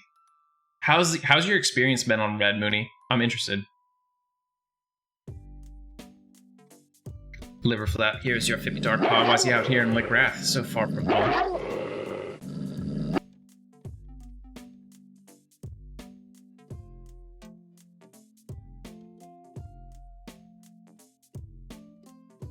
Well, that's good, man. I was always like, so I was scared of Red 99 back in the day because it had quite a reputation, you know what I mean? Wirehawk, thanks for the follow. And then now that the reputation is a little bit better, it's also like dead, so I've been like, eh. Grub Mob. Oh, Grub Mob. Dude, that's a good guild name. Alavaz, this is where you're talking about, right? Right over here? Dude, how sad is it, Llama, that 40 plus players is like a notable player count, though?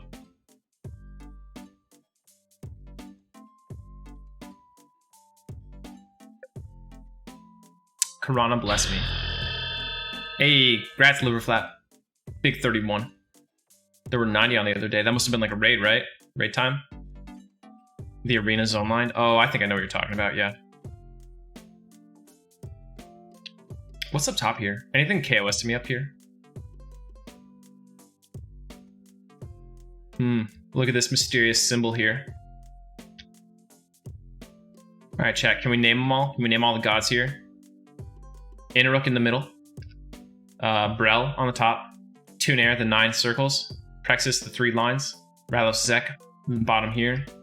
Miragle and or Kazakh Thul here. Bertoxilus. Kazakh Thul. Like, these ones are kind of questionable. This symbol we see on all Miragle's shit and all over Paniel. But Paniel worships Kazakh Thul. But then the X, like, who's the X? Deepwater Knights. The Deepwater Knights are a collection of Praxis and maybe some Quellius, but primarily Praxis worshipping paladins who make their home in Erudin. They're notable for being the coolest looking and worst performing group of paladins. And they also spell their own god's name wrong if you've ever been there. They spell it with a Z. But really, they are the Deepwater Knights.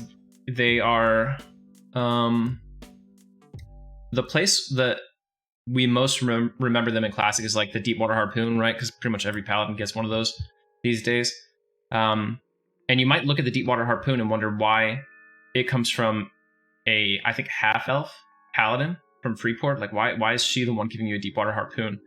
There was a whole thing about that quest line where Sentry Zyrin got her Deepwater Harpoon from a Deepwater Knight who died doing something, which I cannot quite remember at this moment. These are red, yellow and red to me, though. Little sketch. Yeah, we also have the Deep 6 Cutlass.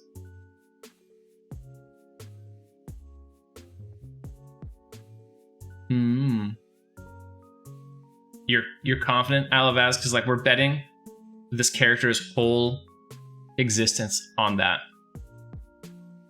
Yeah, we have the Deepwater armor, of course, in Kunark, the class armor for the Paladin. Nah, Alavaz, we don't run. We stand and take our death like an idiot.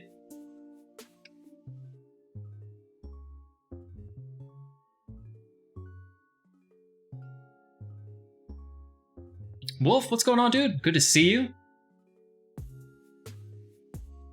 Man, my allergies are like suddenly going crazy. What are these con to me? Am I invis? I'm still invis. I don't think these are KOS by default, so pop this off. Apprehensive.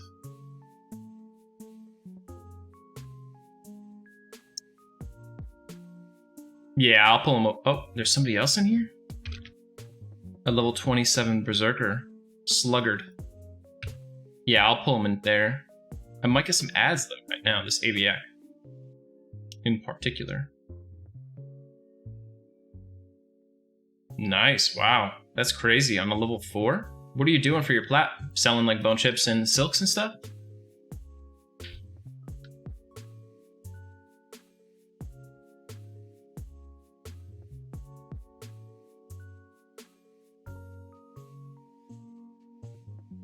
I'm gonna try to get this dark blue first. Oh, you doing that tax? You're the tax man in Misty for the people who can't vendor. Basically, that's a good one. That's a good gig.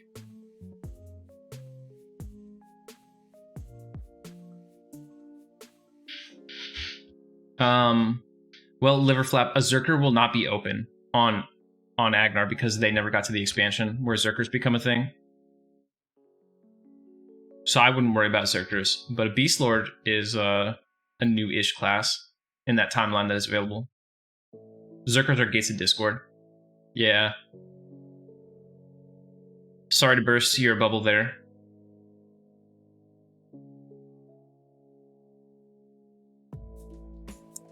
I guess I should snare this guy, right? Maybe like cast my spells that do damage. That's pretty much what Moonybun said. I think they get snare abilities with some of their throws eventually. You're making a oh, low res, you're gonna be in the Hardcore Guild? I'm so hyped. Making a Necromancer Dark Elf. That's what's up.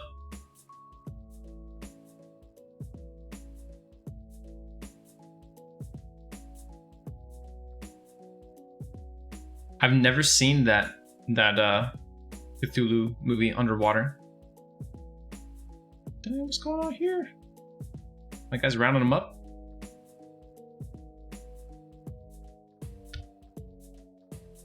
All right, let's fight. We'll just do it right here. We'll do it live. He is 20. I am 16. Let's get this. Wow, he is really a pushover. That's crazy. I can't believe I found the one place that another person is trying to solo in like all of Mangler in my level range.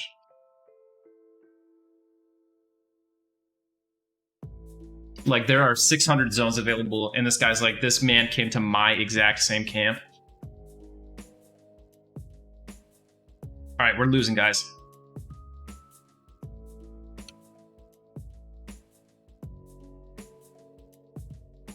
He's snared. Could heal myself a little bit, let the dots do some work.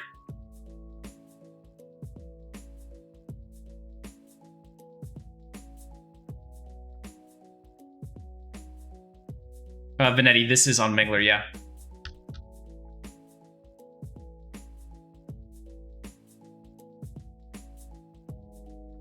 I don't know, guys. I don't know.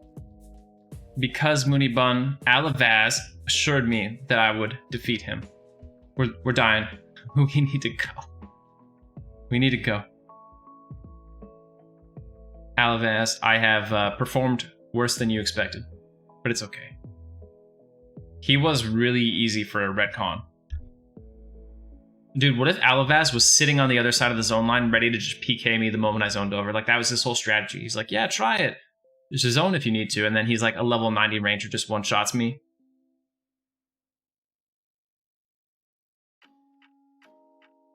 Ranger gate avoided indeed. It was close, though.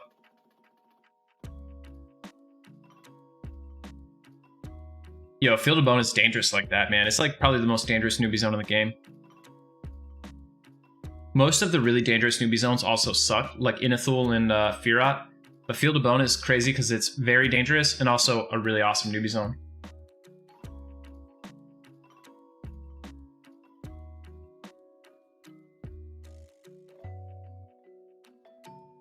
Can I get an alteration skill up? 84 of 85. I could literally get one alteration skill up.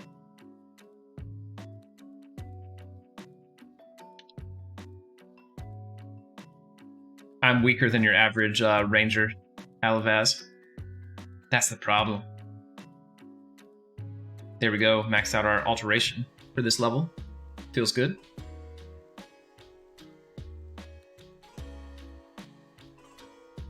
Yeah, Wolf Halfling Ranger.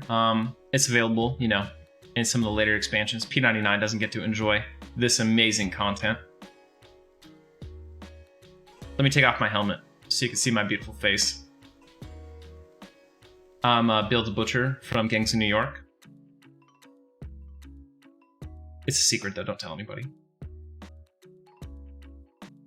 Oh, okay. So you know what's up. The spitting image, dude.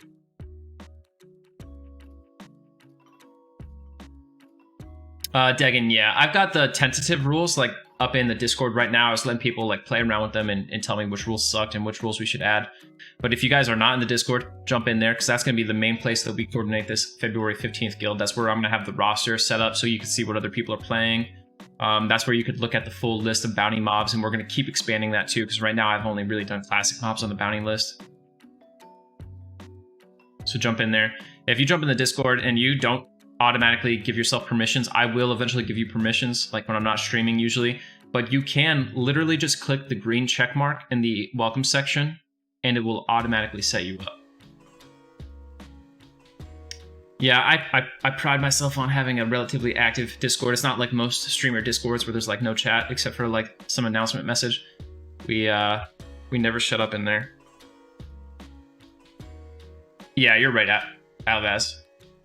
I'm telling you, this dual wield is going to go a long way.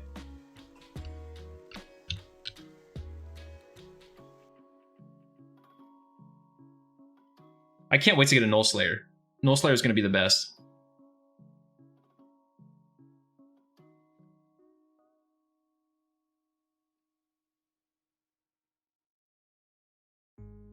What I'm going to do, dude, I'm going to make a level 1, camp him in the pit in Blackborough. Then I'm going to go there on this ranger.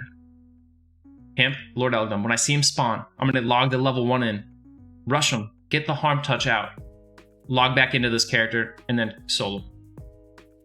Is that cheating? You decide. Probably, but I don't know. It feels legit. Feels like I'm just outsmarting the game.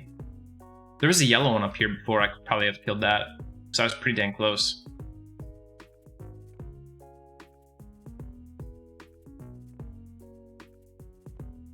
Okay, so you guys saw that my minor healing spell, which I clicked on accident, fizzled. Keep in mind that I am maxed out in my alteration. Just saying. Just ranger things, you know? Rule number 99, if someone dies, the rest of the guild is sworn to a blood honor pact where they cannot run from that mob until it is slain. Dude, maggot, don't tempt me. That's a good rule. We send in our hunting parties to avenge the loss. Fat Sax, what's going on, dude?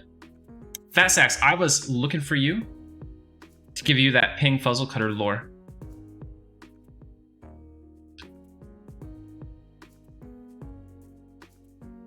By the way, it's good to see you. So, ping fuzzle cutter. I mean, first, really drop the deets in the Discord, but I'll spell it out a little bit more. Ping fuzzle cutter is a world famous maker of wigs. In fact, he is, to my knowledge, the only wig salesman in all of Norath. He is notable for his use in the main attraction quest, which ties into one of those bow quests that we might do as a ranger here. But if you actually check out his stuff beyond the ping fuzzle cutter formula 5000, he sells a bunch of different like little wigs, and they're really just newbie armor, some AC, cool head slot. Doesn't have any graphics sadly, but they have a nice little image for when you inspect people and you look at it, like aqueduct, like stuff made from like really disgusting creatures. I think one is like from the aqueducts, one is from like, I can't even remember the rest of them now, but I was looking at them earlier and they were pretty cool. But it's really cut and dry, relatively simple. He traveled out there. He is a greedy merchant, which means he will pay you less and charge you more than your average merchant, so stay away from him.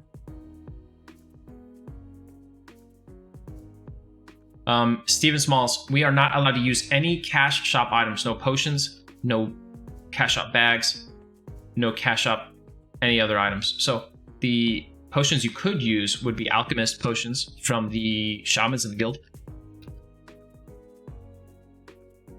Oh man, Fadewell, you're missing out, dude. I don't know about Freeport sewers. Like anything in the new Freeport just sucks. So we try to forget it exists. But Kanos sewers, one of the best zones in the game. Ooh, Moody Bun. That's very brave. Yep, and like right by the gates, like they're designed to be the easily accessed vendors. You know what I mean? Like Ping right out there by the newbie mobs. Boomba the Big, another merchant I'm pretty sure is a greedy merchant. You also have that dude right inside the North Kanos gates. Like if you run an extra 30 feet, you can go to Sneed Galloway's and get full price. But if you sell right inside the gates, you're losing your money. In before, I know what's going to happen now. I just want you guys to know that I know what's going to happen. Is it liver flap? I didn't even know. Yeah, Tubal Weaver. There we go. Tubal. Big Tubal. The cheapskate. No mage revs. Sounds good. Ah, interesting first. Some deep mechanics information there. I didn't know that.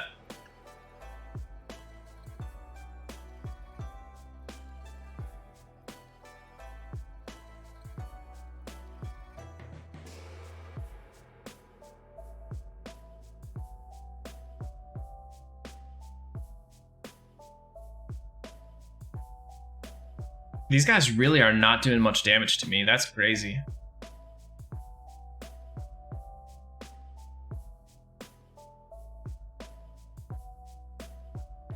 $18. Okay, I'm going to try this level 18. I'm going to heal up and we'll try the yellow.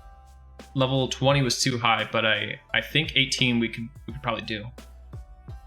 I always thought it was 35. I guess I was wrong on that. Yo, the pickles are good. That early stat food. All right, here we go. How are my buffs? 2 minutes should be good. Flame lick.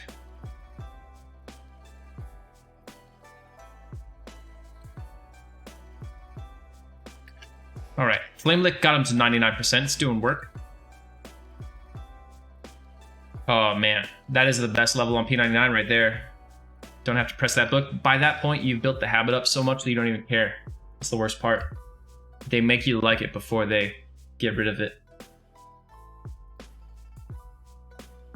It's like if you ever read 1984, they only kill you once you love Big Brother.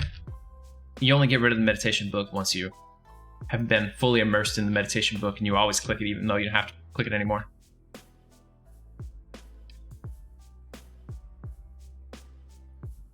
Oh, that's coming up quick. Parry, it's coming up quick. It's going to be nice. Get another flame lick in here. I always feel like I'm about to say Heimlich. Let's get a Heimlich in here. Save this bird's life. Gentlemen, he's drowning. He's choking. Dude, you know my thistle coat. Uh-oh. He just overtook me. That big 31 that he dropped on me. Very sketch. I could probably... Yeah, he's taking a lead here. So I need to get a flame lick, a snare, and then kite him out a little bit. And heal myself. Okay. We're gonna wait. One more tick here. Get this kick in. Alright, kicks in. He's snared. We're gonna run all the way to the water. Flame lick is still doing work. Target ourselves.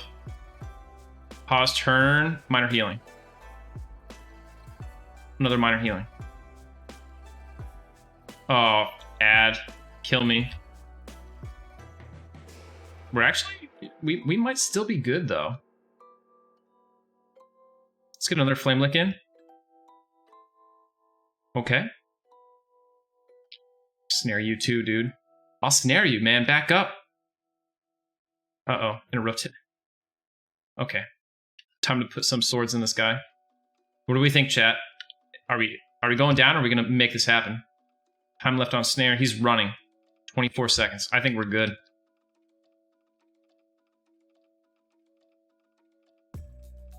Smelly Pirate, good to see you, man. Yep, so if you want to see my last SSF character, the Cleric, I died in Lower Guck, it is !root fail. This is technically episode 2 of the Ranger, though it is my first full Ranger episode.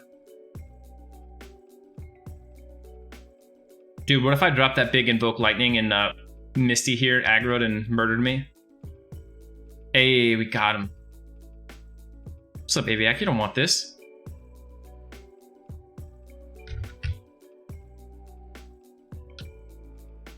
Getting close.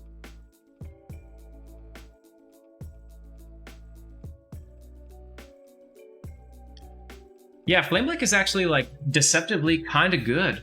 A little bit better than I initially expected.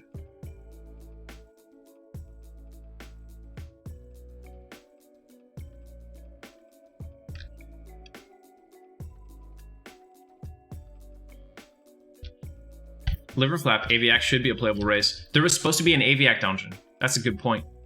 In South Corona, there was supposed to be a dungeon for Aviacs. But all we got was the camp we know as KFC. Yeah, super good aggro for the class that doesn't really want to get aggro. But yeah, I'm familiar with that. It's good for pulling those DTs.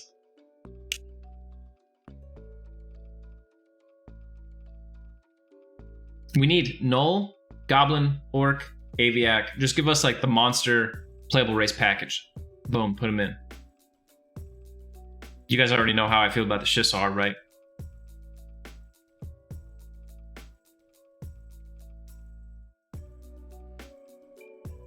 You got Dark Cloak on your first Sky Raid?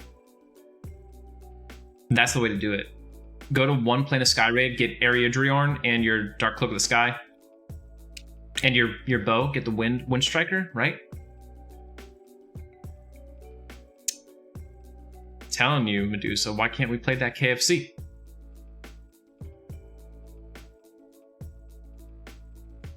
I also love the Shissar Pyramid. They're super cool.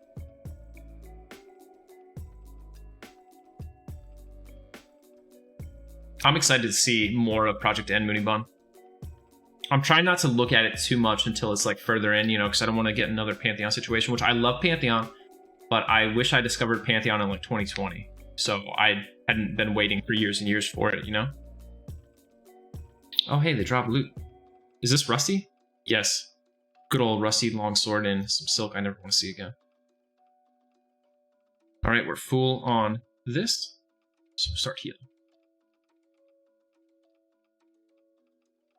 Yeah, there's some good Ranger quests. They're just not like super early, like Shining Star of Light and stuff, like with Pally. Full Smasher.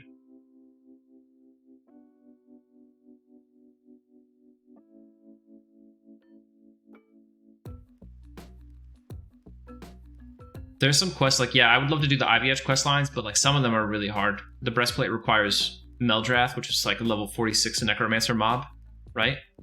so that's not happening. At 50, he'd probably still smoke me. And his guards are like no joke either. Gray, okay. Alright, so we're doing round 2 against our pal Aviac guard up here. Come on, Snare land. That's what I'm talking about, Snare. Flame lick. Got it. Alright. Stray front a little bit. I'm gonna wear this guy down a little bit with the flame lick. You know what I mean? Before I commit to classic swords with his beat. I'll give you a burst of flame. Yeah, take this big 14 damage to the face. Refresh this flame lick. Boom. 90%. I like it. Take him back up on top of the wall. Dude, I'm a real kiter here, guys. Look at me.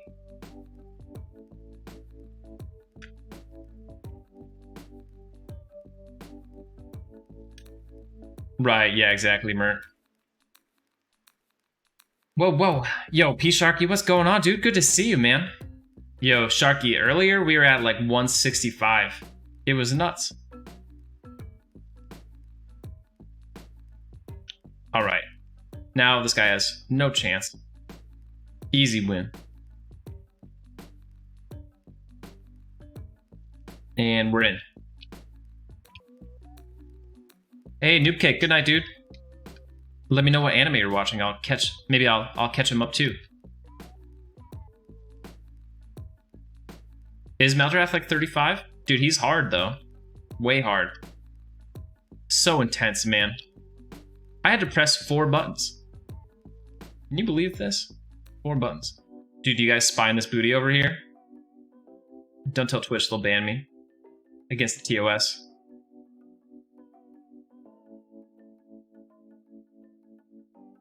Folks, if you don't know it, P-Sharky is a fellow Everquest streamer. He streams pretty much exclusively like during the daytime. I know P-Sharky and I never stream at the same time, which means you should watch his stream. He does really awesome stuff on P99.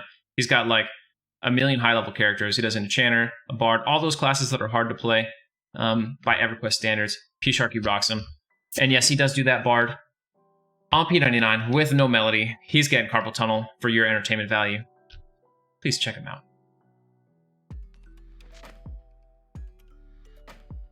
This is a lot closer than I would have liked the fight to be. Oh, wow. He is moving.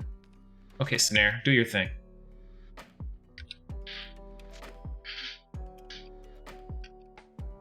Ryan, I like the Ranger. It's going to open up a little bit more. Like right now, I'm not that great. I'm not very Ranger-y, if that makes sense. Once we get Harmony and our dots improve a little bit and I dual wield, then it'll feel really cool.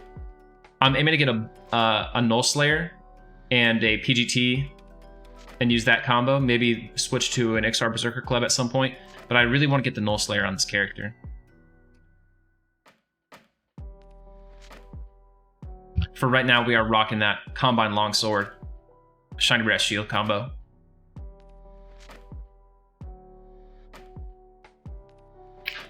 I don't even remember what the Null Slayer delay is offhand, but I know that when you get Null Slayer 2.0, it's really good. Hot Fort Creature. We are on the Mangler time-locked progression server. Wednesdays and Saturdays, I do P99 Green with my lovely wife, Trolley. She plays a Druid. I play a Shadow Knight or a Necromancer. Oh yeah. If I could get a Worm Slayer solo, I will. You guys know me, I love the Worm Slayer. All about it. Alright folks, we are coming up on 3.5 hours here. It has been an awesome stream. I think we hit a new peak viewer count for me, so I can't really thank you guys enough. This has been a lot of fun. I just want to put in another plug. Remember, I am doing that hardcore guild, Mandalorian, starting February 15th. You have until Valentine's Day to enjoy time with your family. Then you are in our world. We're going to do a hardcore guild. It's basically guild self-found. If you've ever seen anything like that before, you can group and trade and everything with your guild, but that's it. No twinking, even within the guild standards. And we have a bounty board. So there's going to be a bunch of mobs that are specific targets of guild and guild groups. And as you kill those mobs, you get points and you'll move up on our leaderboard. If you die, you got to delete your character or leave the guild. That's the gist of it. So I'm looking forward to doing that with you guys. It's going to be a lot of fun. I really, really can't wait. As always, if you enjoyed this stream, if you love the lore, if you like this compelling solo self-found hardcore gameplay, or you just like to see me die and lose my characters after days and days and days and days and weeks of hard work, keep coming by. I stream every Monday, Wednesday, Friday, and Saturday at 8 p.m. Eastern. So please keep coming back. I had a great time. I hope to see you all again. And remember, exclamation mark Discord in the chat. Jump in my Discord. It's the best place to stay in touch. We have a lot of community stuff going on beyond just Everquest. We play other games, we chat, we argue, we have a lot of fun. And if you're planning to be in this hardcore guild, it's going to be your #1 resource for that and any other SSF stuff you do in the future. Ooh, P Sharky, I don't know that I'm part of the thing, so I'll leave that to you. Glitchwitch, thanks for the follow. Perry Love Whistle, thanks for the 100 bits. Had a great time, and I will see you guys all later. Let's find someone to raid. Big raid time.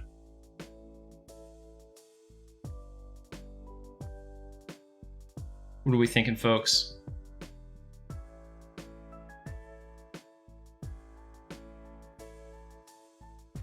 Let's raid No Mercy, who is playing Everquest 2.